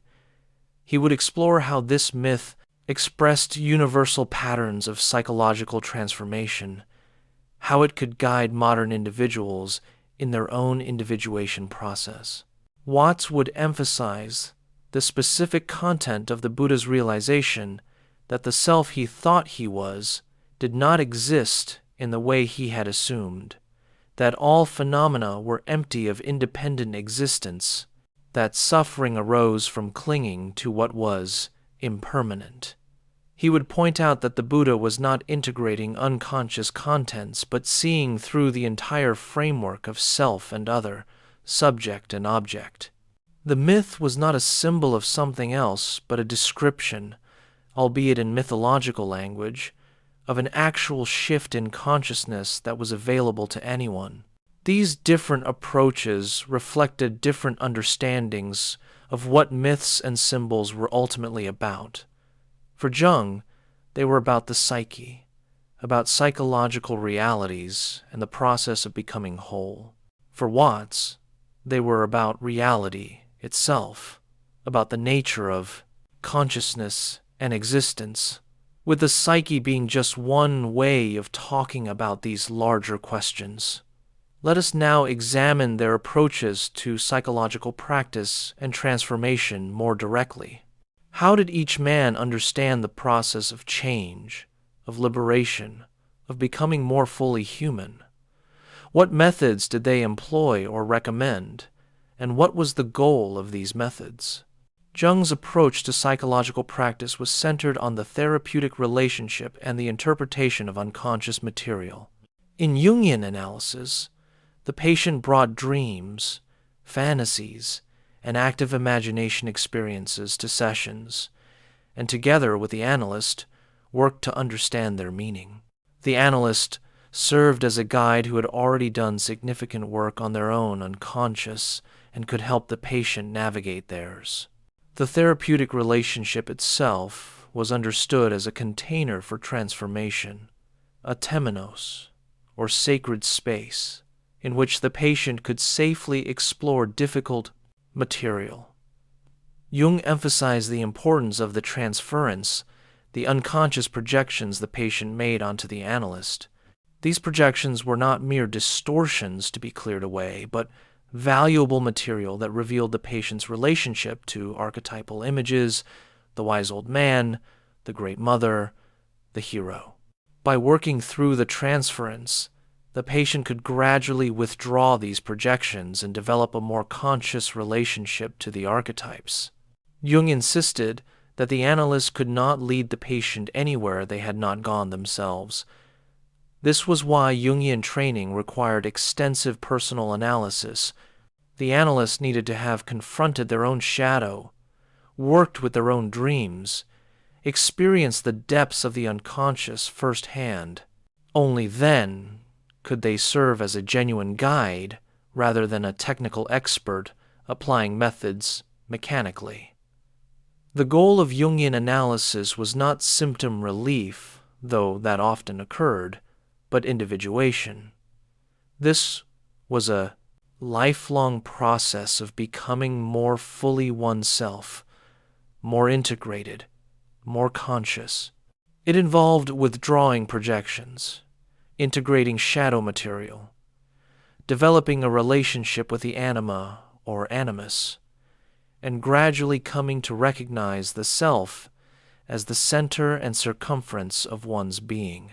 This was not a linear path, but a spiral, returning to similar issues at deeper levels as consciousness expanded. Jung developed specific techniques to facilitate this process. Dream interpretation involved recording dreams, associating to images, and amplifying symbols through mythological parallels. Active imagination involved allowing unconscious figures to emerge in waking fantasy and engaging with them dialogically. Mandalas could be drawn or painted as expressions of the self, seeking wholeness. Attention to synchronicities, meaningful coincidences could reveal the patterns through which the unconscious was trying to communicate. All of this required patience and dedication. Jungian analysis typically lasted years, with weekly sessions devoted to careful exploration of unconscious material. It was not a quick fix, but a commitment to depth work. Jung was skeptical of short-term therapies that aimed only at symptom relief without addressing underlying archetypal issues. Watts's approach to transformation was almost opposite in method, though perhaps similar in ultimate intent. He was not a therapist, and did not offer analysis or extended one-on-one work. Instead, he gave lectures, wrote books, and made recordings that pointed toward a shift in perspective rather than a process of development. The shift Watts aimed to facilitate was a recognition, a seeing through the illusion of separate selfhood. This was not something that required years of preparation, but could happen suddenly, in a moment, when the right words or circumstances triggered insight. This was more like the Zen model of sudden enlightenment than the Jungian model of gradual individuation. Watts used several strategies to facilitate this recognition. One was to point out the absurdity and circularity of the ego trying to improve itself. He would ask, who is it that is trying to achieve enlightenment? If your separate self is an illusion, then trying to make that illusory self more spiritual or enlightened just strengthens the illusion. This kind of reasoning was meant to short-circuit the seeking mind and reveal its futility. Another strategy was to invite direct examination of present experience. Look at this moment right now. Where is the boundary between you and your experience? You don't have awareness. You are awareness happening right now. You don't have a body. You are what your body is doing. By directing attention to the immediacy of experience rather than concepts about experience, Watts hoped to make the non-dual nature of reality apparent. A third strategy was to use paradox and humor to loosen conceptual rigidity. Watts loved to play with language, to show how it twisted back on itself when trying to capture reality. Trying to define yourself is like trying to bite your own teeth. He believed that humor and playfulness could dissolve the seriousness with which people took their ego identity, creating space for insight. Watts also explored various consciousness-altering substances, particularly LSD and psilocybin, as tools for facilitating the recognition of non-duality. In the 1950s and early 60s, before these substances became illegal, Watts participated in controlled research and wrote about how psychedelic experiences could dissolve the ego boundaries and reveal the seamless continuity of consciousness. He was clear that the substances themselves were not enlightenment, but could provide a glimpse, a preview of the kind of consciousness that meditation and insight aim toward. However, he also warned that these experiences could be overwhelming or misunderstood, and that ongoing practice was necessary to integrate insights. Jung had a very different relationship to altered states of consciousness. While he recognized their power, he was cautious about deliberately inducing them. His own confrontation with the unconscious had shown him how overwhelming these states could be. He felt that most people needed to strengthen their ego before exposing themselves to powerful, unconscious, or transpersonal experiences. Jung was critical of drugs as a path to psychological insight, believing they short-circuited the necessary work of conscious integration. This difference reflected their basic disagreement about the ego. For Jung, the ego needed to be strong enough to encounter transpersonal realities without being dissolved by them. For Watts, the ego needed to be seen through as an illusion, and experiences that dissolved ego boundaries could be valuable precisely because they revealed what was beyond the ego. Yet Watts was not naive about transformation. He recognized that a single insight, even a powerful one, did not necessarily change deeply ingrained habits of thought and behavior. He distinguished between the initial recognition of non-duality and the ongoing practice of living from that recognition. The first might happen suddenly. The second required continual return to the insight, continual letting go of ego-centered thinking. This is where Watts recommended practices like meditation, not as techniques for achieving enlightenment, but as ways of familiarizing oneself with the awareness that was always already present.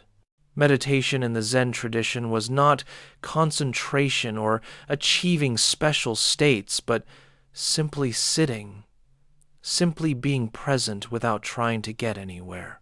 Shikantaza, just sitting, was the expression of enlightenment rather than a means to it.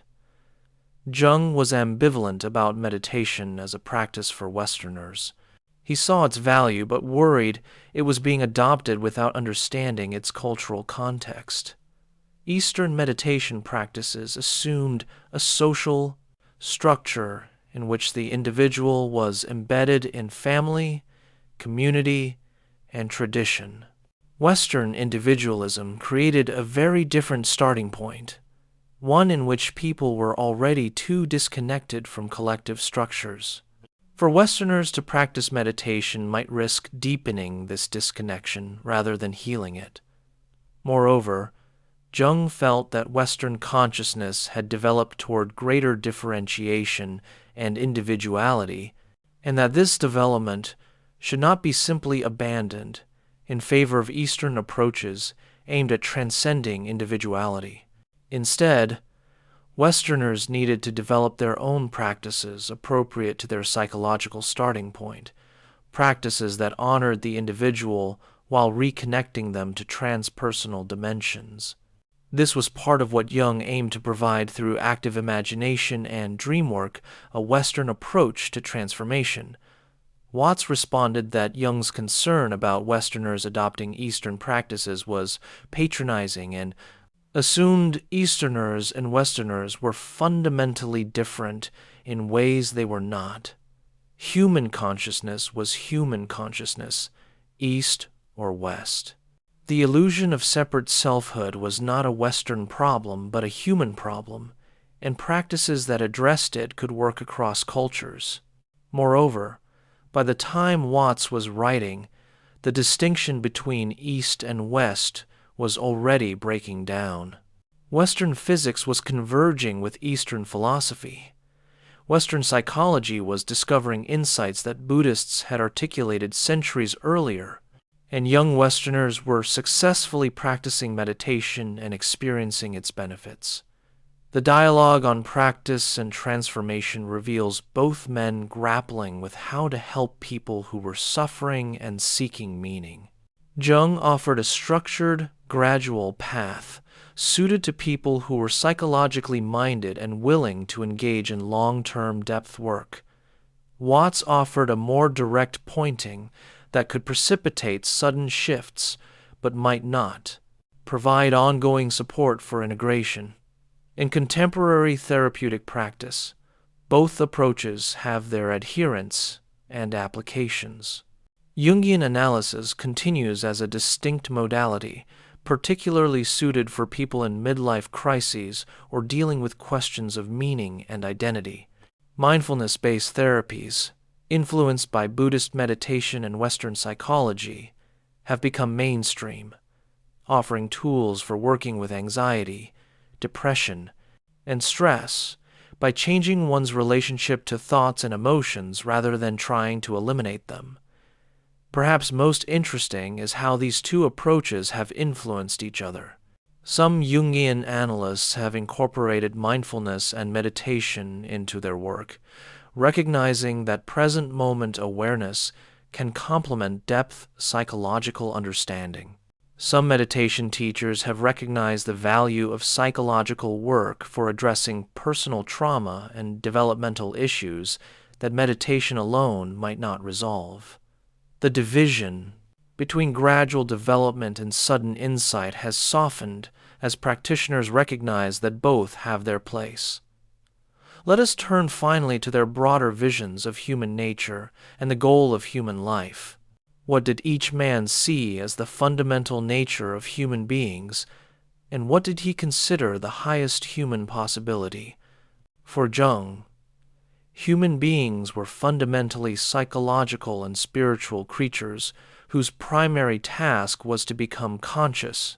We were thrown into existence with an unconscious psyche full of archetypal potentials, and the work of a lifetime was to realize these potentials, to make conscious what was unconscious, to achieve greater wholeness and integration. This was not a luxury for a few contemplatives, but the fundamental task of being human. Jung saw human beings as symbol-making creatures. Our capacity for symbolic thought distinguished us from other animals and connected us to the transpersonal dimensions of the collective unconscious. Through symbols, we could access realities that transcended our personal experience, could connect to the wisdom of millennia of human existence, could experience the numinous dimension of life. But Jung also recognized the tragic dimension of human existence. Consciousness brought with it the knowledge of mortality, the awareness of suffering, the burden of choice and responsibility. The achievement of consciousness could not eliminate suffering, but could give it meaning. Through individuation, suffering could be understood as part of a larger pattern, a necessary element in the transformation toward wholeness. Jung was deeply influenced by Christian theology, particularly the doctrine of the Incarnation, which he understood psychologically as God becoming conscious in human form. He saw individuation as a continuation of this process, the self, the God image within the psyche, becoming conscious through the ego's encounter with the unconscious. This gave human life a cosmic significance. We were not mere accidents of evolution, but participants in a universe striving toward greater consciousness. This vision was both inspiring and demanding. It meant that every individual had a unique contribution to make to the evolution of consciousness. Your particular path of individuation, your specific encounter with the archetypes, your way of integrating shadow and light, all this mattered not just for your personal happiness, but for the cosmos itself. You had a responsibility to become conscious, to do your psychological work, to realize your potential. At the same time, Jung recognized the limitations of human consciousness. We could never fully comprehend the unconscious, never completely integrate all its contents. The self transcended the ego even when it was integrated. There remained always a mystery at the heart of existence, an unknowable dimension that symbolic thinking could point toward but never fully grasp. Jung's vision thus combined ambition, the call to individuation with humility before the ultimate mystery. Watts's vision of human nature was simultaneously more optimistic and more relativizing. Human beings were not fundamentally different from the rest of nature, but were nature's way of experiencing itself, points at which the universe became conscious of itself. You were not a separate entity who had somehow been dropped into existence, but were continuous with the totality, a manifestation of the same process that manifested as stars, trees, and rivers. This meant that the goal was not to become something you were not, but to recognize what you already were. You did not need to achieve wholeness, because you were never actually separate.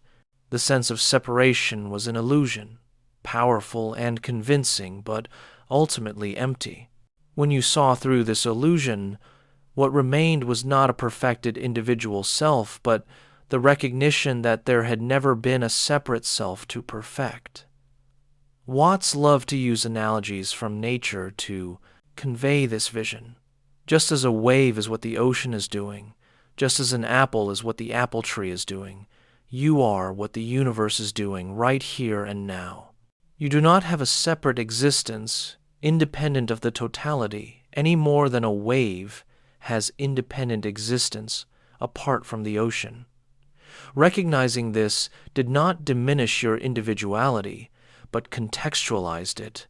You were still a unique expression, a particular pattern, but not isolated or alienated. This vision dissolved the tragic element that was present in Jung's thought. If you were already the totality, if there was no separation to overcome, then suffering arose not from the inherent conditions of existence, but from the confusion about your nature. When confusion cleared, suffering cleared. This was not to deny that pain existed, bodies hurt, loss occurred, change was constant, but the suffering that came from resisting reality, from trying to be something you were not, dissolved. Moreover, Watts's vision emphasized that life was not going anywhere. There was no goal to reach, no destination to arrive at. Life was like music or dance. The point was not to reach the end, but to enjoy the process. To treat life as a journey toward a goal was to miss the present moment in favor of an imagined future. This was true even of spiritual seeking. To try to achieve enlightenment was to miss that enlightenment.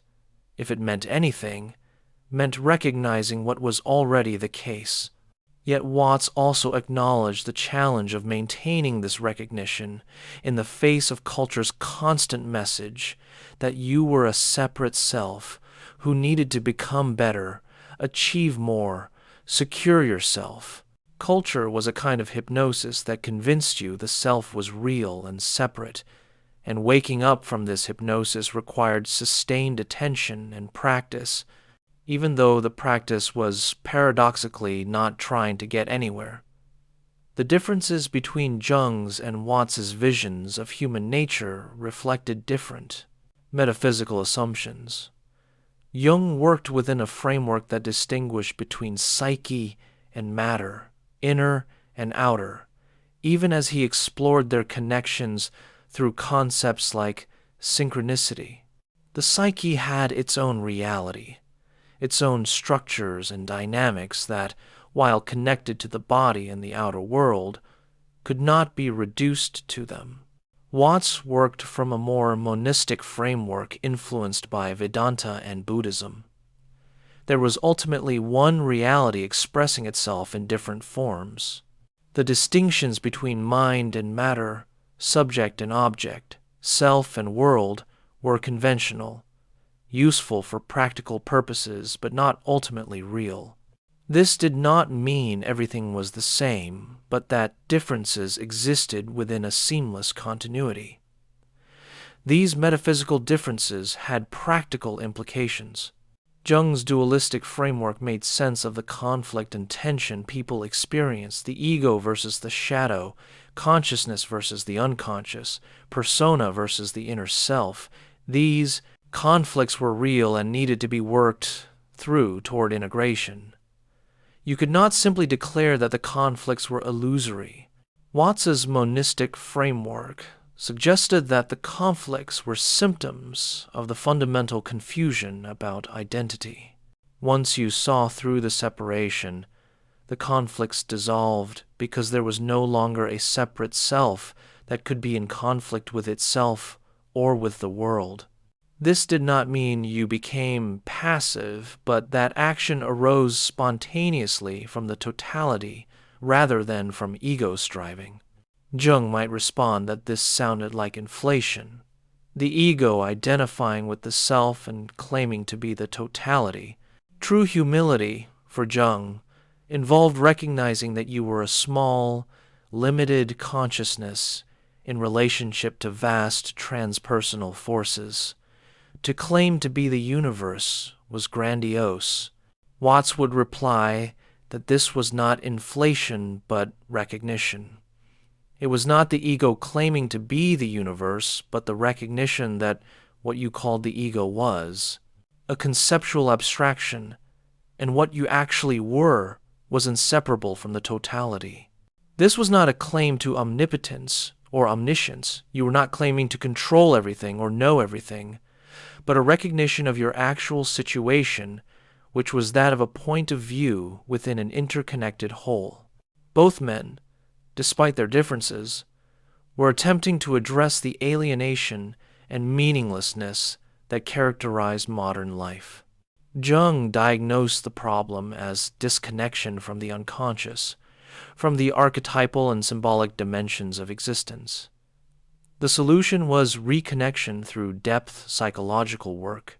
Watts diagnosed the problem as identification with an illusory separate self. The solution was seeing through the illusion. They agreed that modern Western culture had gone astray, had lost something essential.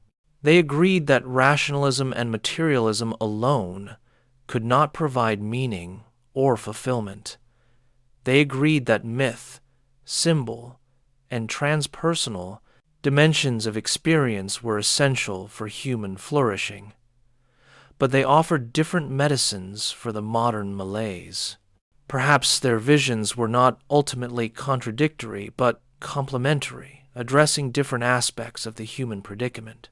Jung's approach was suited to the vertical dimension, the descent into depth, the exploration of the unconscious, the encounter with shadow and archetype. Watts's approach was suited to the horizontal dimension, the expansion beyond boundaries, the recognition of interconnection, the dissolution of subject-object duality. In the lived experience of many people, both dimensions are present. There are times when what is needed is descent, facing difficult truths about oneself, integrating what has been repressed or denied. This is Jungian work. There are other times when what is needed is release, letting go of self-concern, recognizing the wider field of awareness.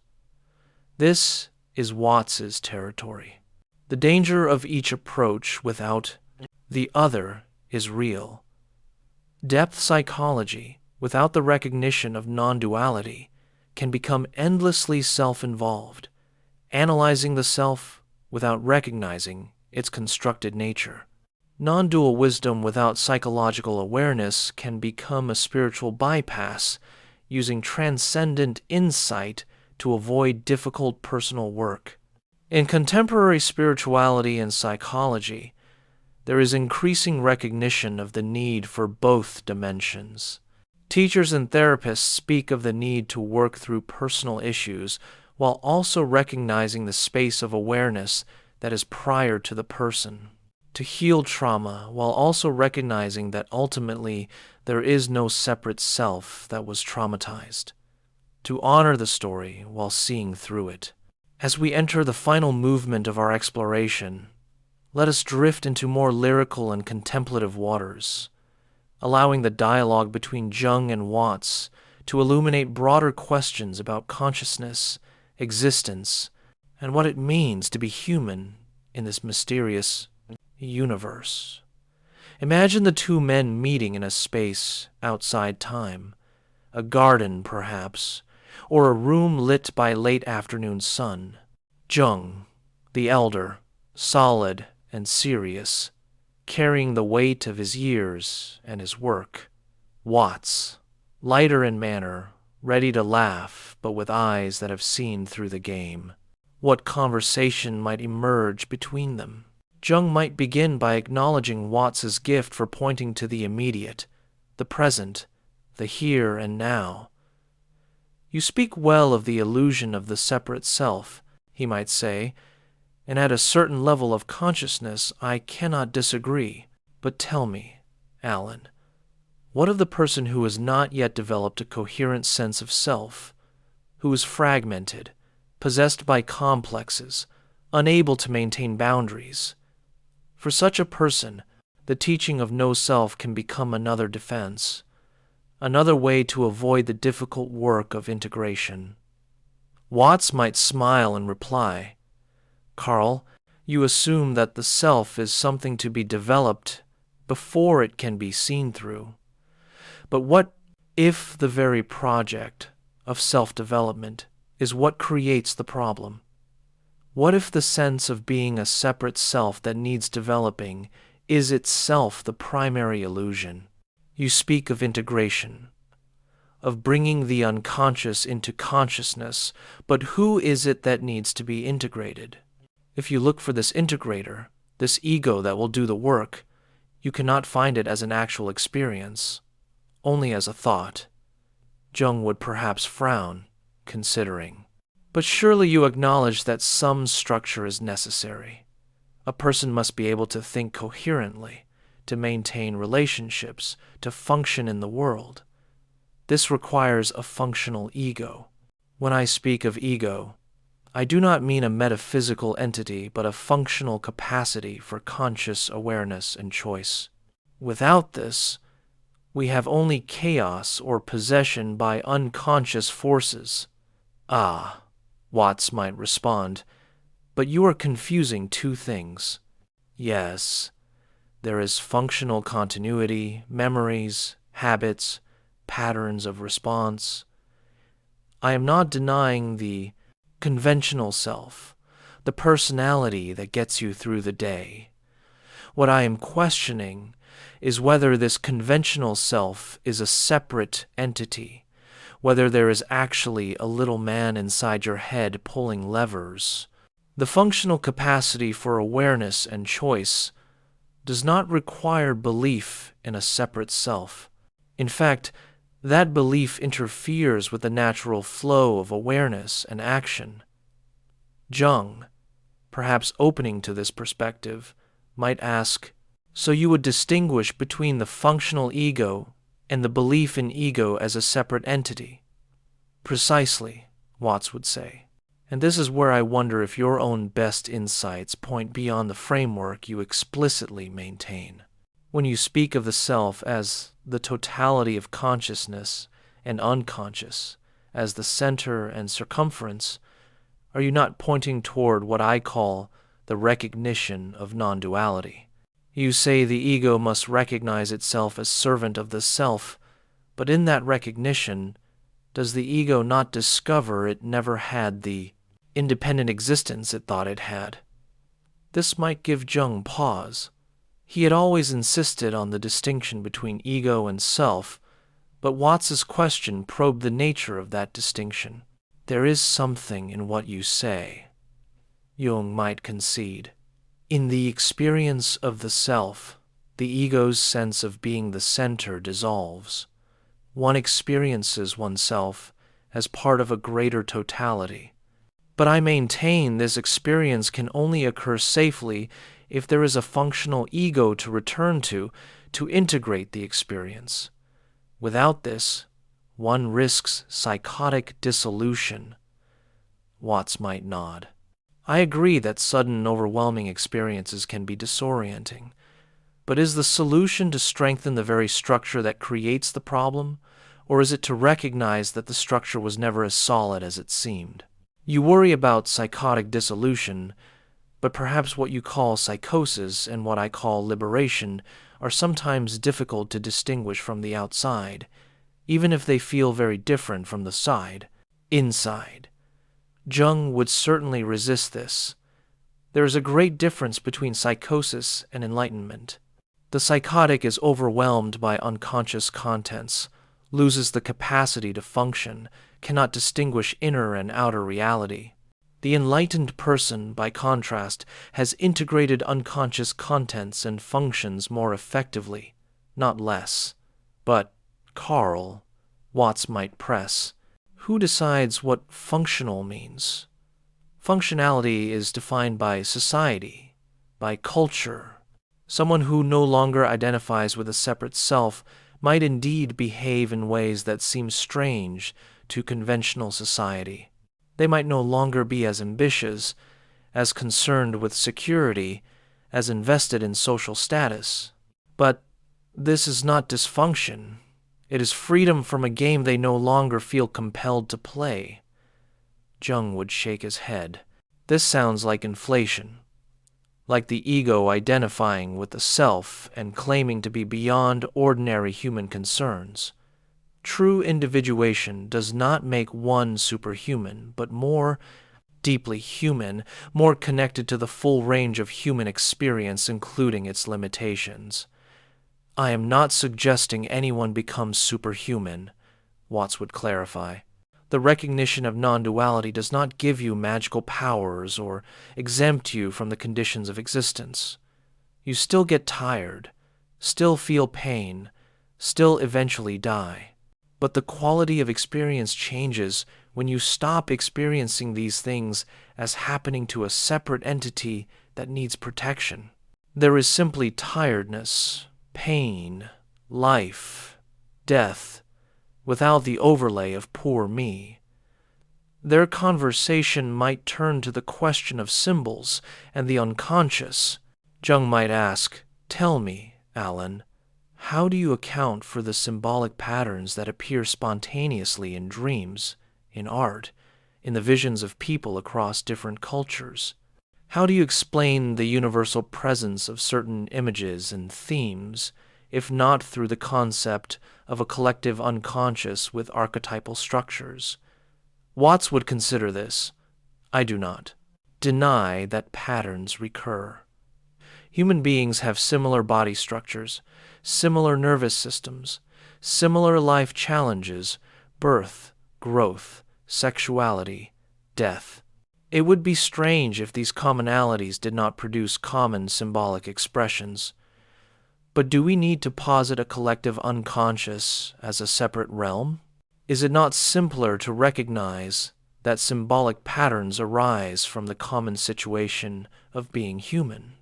But the specificity of the patterns, Jung might insist, the ways certain symbols carry the same meanings across cultures that had no contact, the hero's journey, the divine child, the wise old man, these are too consistent to be merely coincidental.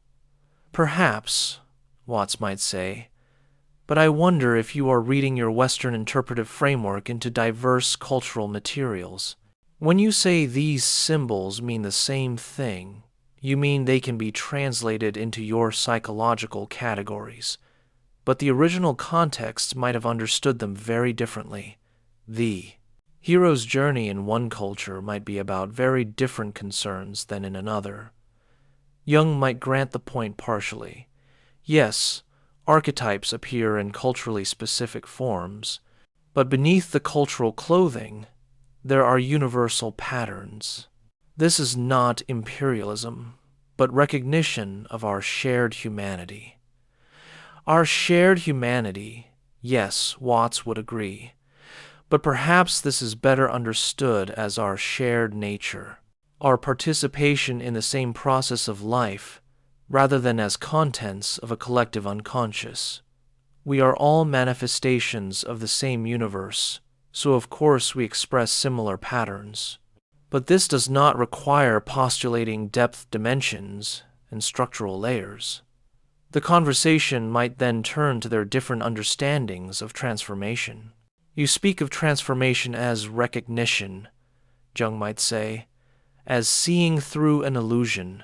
But my experience and my clinical work suggest transformation is a long process, involving many stages, requiring years of work. The unconscious does not reveal itself all at once, but gradually, through dreams and active imagination and patient attention. This cannot be short-circuited by a moment of insight. But what is being transformed? Watts might ask. If transformation means the ego becoming more integrated, more whole, more conscious, then yes, this is a process. But if transformation means recognizing that the entity you thought needed transforming was never there in the first place, this can happen suddenly. The process you describe might be necessary preparation, clearing away obstacles, but the recognition itself is immediate or not at all.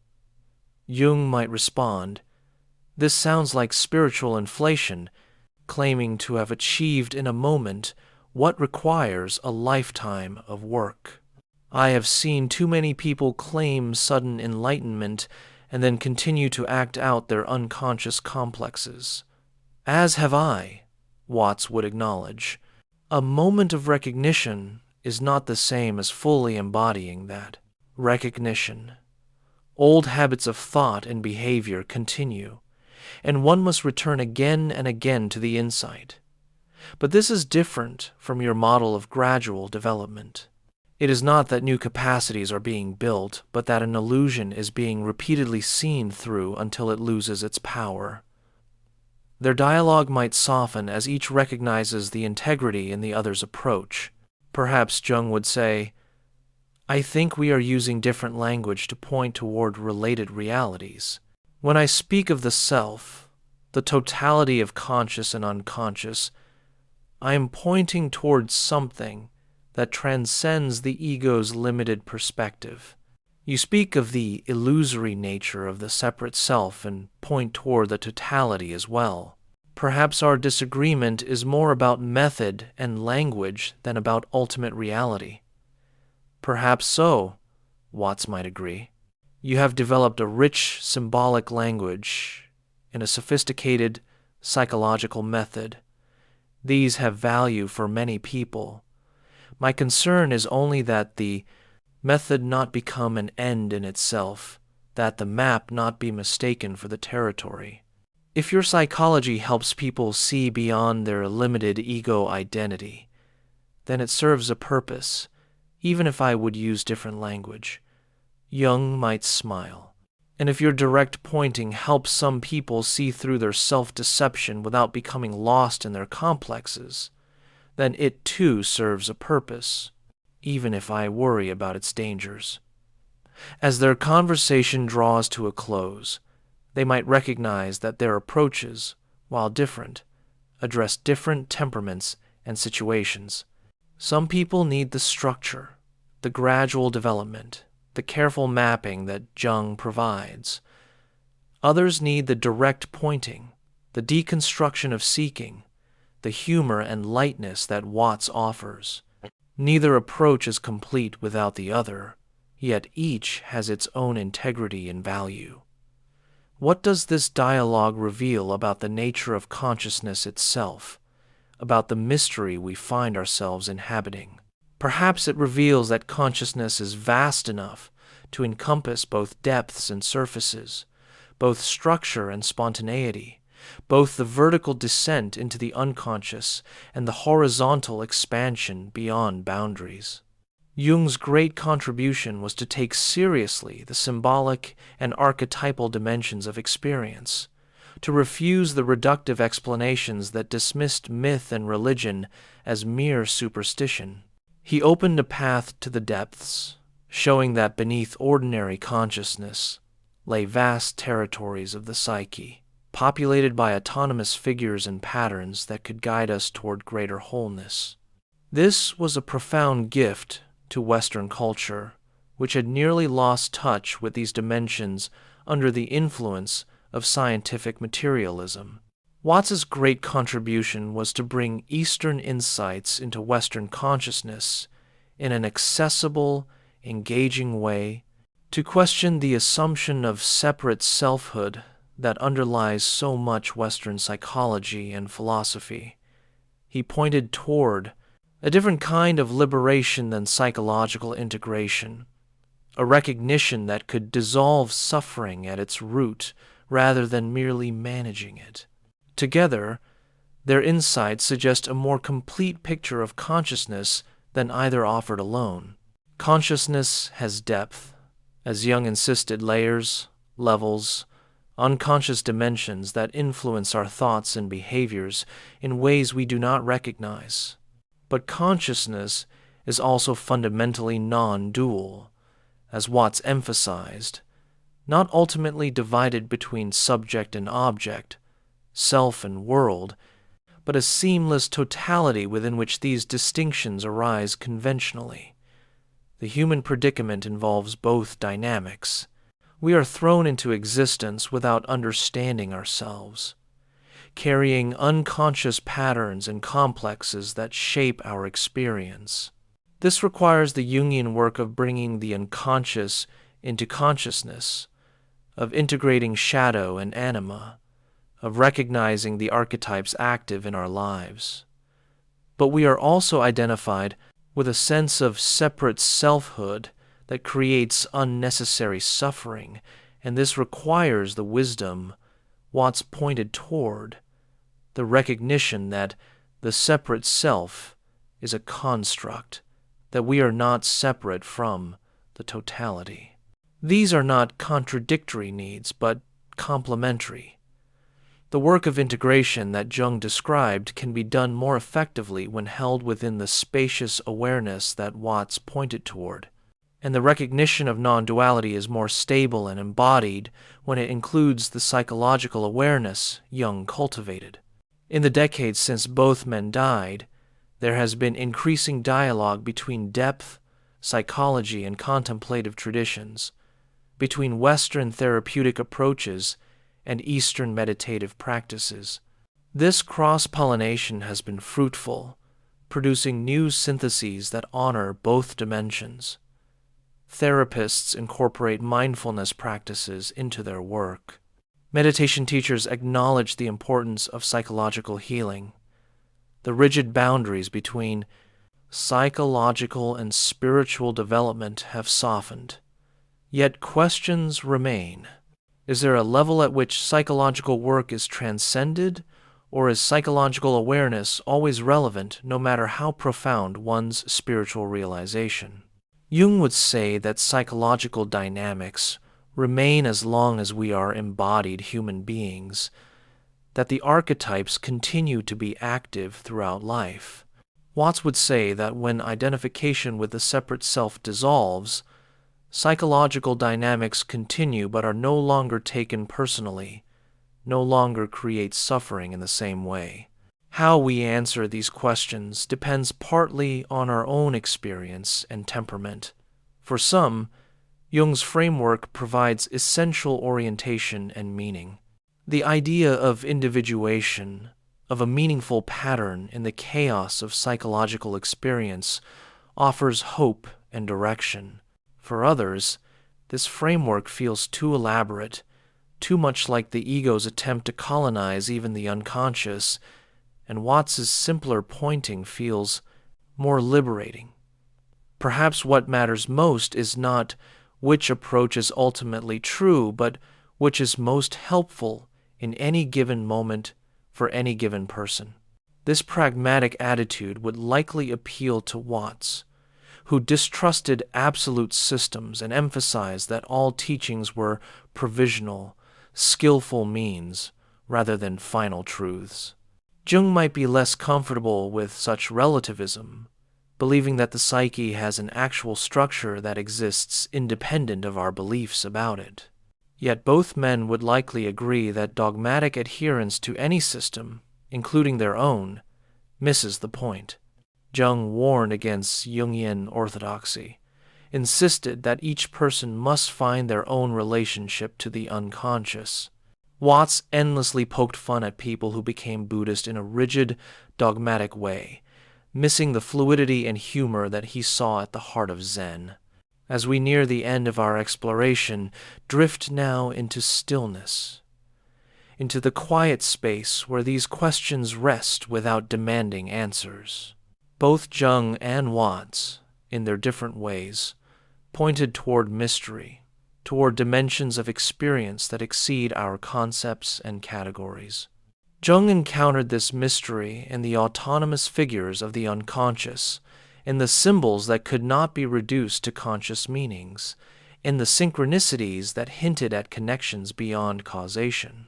Watts encountered this mystery in the present moment, in the seamless continuity of experience before thought divided it, in the sense of being alive without knowing what that means. The mystery remains, regardless of our frameworks for approaching it. We are conscious beings who somehow emerged from the universe, points at which the cosmos became aware of itself. How this happened, what consciousness is, what death brings, what meaning our lives have, these questions have no final answers, only ways of living with them, more or less wisely, more or less peacefully. Jung offered one way to descend into the depths, to face the shadow, to engage with the archetypes, to pursue wholeness through integration. This path requires courage, patience, and a willingness to be disturbed by what you find in the depths. But it promises meaning, connection to dimensions of experience that transcend the personal, a sense of participating in something larger than individual existence. Watts offered another way to see through the illusion of separation, to recognize your continuity with the totality, to let go of trying to secure yourself in an insecure world. This path requires a different kind of courage, the willingness to lose the ground you thought you stood on, to die to your familiar identity. But it promises freedom, ease, the recognition that you are already what you are seeking. These are not the only paths. There are many ways to approach the mystery of being human. But these two, Jung's descent into depth and Watts's recognition of non-duality, represent important and influential ways that have helped many people live more consciously, more fully, more authentically.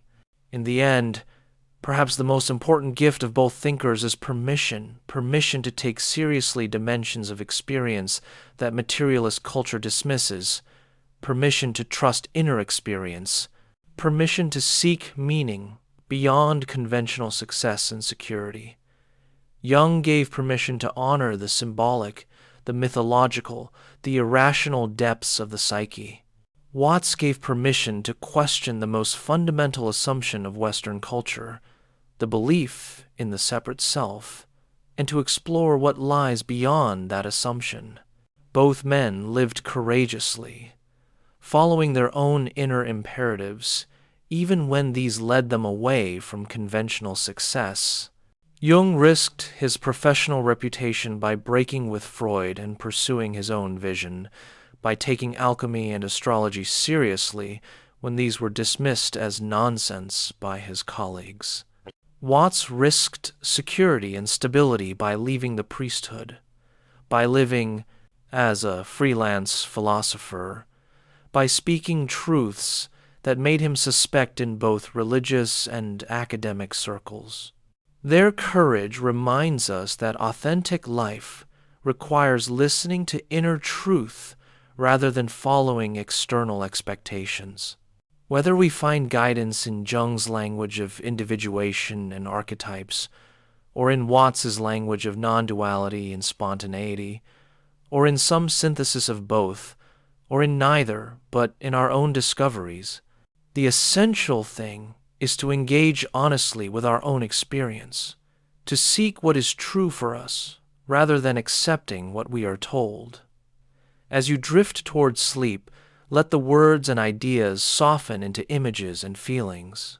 Jung in his tower, stacking stones, descending into inner visions, mapping the territories of the soul. Watts on a houseboat, lecturing to rapt audiences, laughing at the cosmic joke, floating on the surface that is inseparable from the depth. Two men, two approaches, both pointing toward the mystery that you are, the consciousness reading these words, wondering what it all means. The consciousness wondering is itself the mystery. Not something to be solved, but something to be lived, experienced, wondered at. You are not a problem requiring a solution, neither in Jung's sense of an ego requiring integration with the unconscious, nor in Watts's sense of an illusion requiring dispelling. You are what you are, this moment of awareness, this field of experience, however you choose to understand or not understand it. Sleep comes as a dissolving of the boundaries, a letting go into unconsciousness. In sleep, the questions rest, the seeking stops, and something deeper takes over. Jung would say this is the unconscious asserting its autonomy, that dreams will come bringing messages from the depths. Watts would say this is the recognition that the conscious self was never in control anyway, that surrender to sleep is practice for the larger surrender to life. Both point toward trust in the process, trust in what emerges when control is released, trust that consciousness is held in something larger than itself. This trust is perhaps the deepest wisdom either teacher offers. Not techniques or theories or conceptual frameworks, though these have their place, but simply trust that it is okay to not know, to not understand, to be this mystery. As Jung once wrote, the symbol of the self often appears as a child, vulnerable and precious, needing protection but also containing all potential. And as Watts often said, we are the universe playing pretend, God playing hide and seek with himself, temporarily forgetting what we are, so that we can have the joy of remembering. Perhaps in this moment, neither framework matters. Neither the depths Jung mapped, nor the non-duality Watts pointed to, but simply this breathing, awareness, the soft darkness behind closed eyes, the feeling of weight releasing into the bed, thoughts slowing, the boundary between waking and sleeping becoming permeable. You are doing what you have done countless times before, what you will do countless times again if life continues, what every human who has ever lived has done. You are letting go into sleep, into the unknown, into the mystery that receives you every night and returns you every morning, changed in ways you cannot track. In this universal human experience, the distinctions between Jung's psychology and Watts's philosophy dissolve. Both men slept, both dreamed, both woke to wonder again at consciousness and existence. Both knew that for all their words and ideas, the reality exceeded the concepts, that life itself was always more than any description of it. So rest now in that exceeding, in the overflow that concepts cannot capture, in the silence beneath and between all words.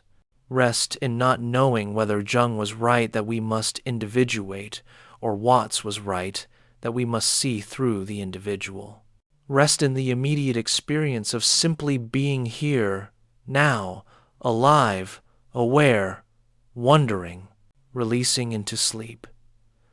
Both teachers would offer this, if nothing else, that it is enough to be what you are, that the seeking and the finding are themselves the path, that the question and the answer are not two different things, but two aspects of the same mystery turning toward itself. The mystery remains mysterious even after all the words, all the explanations, all the frameworks. And perhaps this is the final teaching. Both Jung and Watts point toward that the mystery is not a problem to be solved, but the truth to be lived. The only truth there is, the consciousness asking what consciousness is, the life living itself through this particular form, this particular moment, this particular wonder. Let the wonder fill you as you drift. Wonder at the fact of existence. Wonder at the capacity to be aware. Wonder at the strange blessing and burden of being human. All the psychological depth Jung explored. All the non-dual wisdom Watts expressed. All the words and concepts and frameworks. These are themselves expressions of the wonder, attempts to articulate what cannot ultimately be captured in language. You carry within you both dimensions, Jung's depths and Watts's immediacy, the vertical dimension of the psyche descending into unconscious complexity, and the horizontal dimension of awareness expanding beyond boundaries. You are both the individual pursuing wholeness and the totality pretending to be an individual. You are both the ego that must be strong enough to encounter the unconscious and the illusion that must be seen through. You are all of it, the contradiction and the resolution, the question and the answer, the seeker and the sought. This is the gift of exploring two great minds who approached consciousness from different angles, not to choose between them, but to recognize the multidimensional nature of what you are. Consciousness is deeper than you know, as Jung revealed, full of layers and levels and symbolic patterns. And consciousness is simpler than you imagine, as Watts pointed out, already whole, already present, already free, if you would recognize it. Both truths live in you simultaneously. Both paths are available. In any moment you can descend into depth or expand into spaciousness, can work with the psyche or see through it, can pursue integration or recognize that what needs integrating was never separate. The choice is not binary, Jung or Watts, psychology or spirituality, gradual development or sudden insight. The choice is to be awake to what is happening, to respond to the moment from wisdom rather than fear, to trust the process whether it takes the form of psychological work or spiritual recognition. As sleep takes you, as consciousness dims and transforms into the different consciousness of dreams, notice that you are releasing into something you do not control, something that has carried you every night of your life. Jung would say you are entering the realm of the unconscious, where the archetypes wait to speak. Watts would say you are releasing the illusion of control you never had anyway. Both are true. Both are ways of pointing to the same letting go. The unconscious that receives you is the same totality that contains you. The psyche Jung explored is not separate from the universe, Watts recognized. Depth and expanse, inner and outer, self and totality, these are not contradictions, but perspectives on the same reality, the same mystery that you are and that you are held in. Sleep well, wanderer. Sleep in the knowledge that consciousness continues, even as your conscious awareness dims. Sleep in the trust that both Jung's depths and Watts's spaciousness are available to you. Sleep in the recognition that you are doing exactly what you need to be doing in this moment, which is releasing, letting go, allowing. Tomorrow you will wake and the questions will return. What am I? What is consciousness? How should I live? And you can turn to Jung's maps or Watts's pointers or to your own direct experience. But now, in this moment, the questions rest. Now there is only the soft darkness, the breath slowing, the body relaxing, the mind releasing its grip. Both teachers would bless this letting go. Both would recognize it as essential, as practice for the larger letting go that comes eventually to all of us. Both would see in sleep a metaphor and a reality, the daily death and rebirth, the nightly lesson in surrender, the ongoing teaching that consciousness is held in something larger than the conscious self. So drift now between Jung's depths and Watts's immediacy, between the vertical and the horizontal, between the work of integration and the recognition of wholeness. Drift in the space where their different teachings meet and merge, where psychological and spiritual become one practice, one way of being awake to life in all its depth and all its simplicity. You are held, The mystery holds you as it held Jung in his tower, and Watts on his houseboat, as it holds every human who has ever wondered at consciousness and existence. You are held in the psyche's depths and in the totality's expanse, held in the unconscious patterns that shape you and in the awareness that transcends all patterns. Rest in being held. Rest in not having to figure it all out tonight. Not having to choose between competing frameworks. Not having to become anything other than what you already are. Rest in the trust that both paths lead home because you never left home. Because home is here, now. This moment of being alive and aware and wondering. The dialogue between Jung and Watts continues in you as you integrate their insights or reject them, as you make your own way through the mystery of being human. Their conversation lives on in everyone who has encountered their work, who has been influenced by their different visions, who has tried to hold both the depth of the psyche and the spaciousness of awareness. You are that.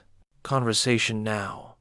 The ongoing dialogue between depth and surface, between integration and recognition, between the carefully mapped territory and the territory that requires no maps.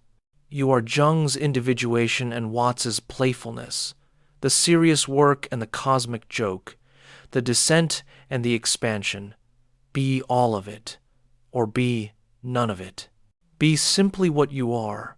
This consciousness wondering at itself, this moment of the universe becoming aware, this particular pattern of experience that has never occurred before and will never occur again in exactly this way.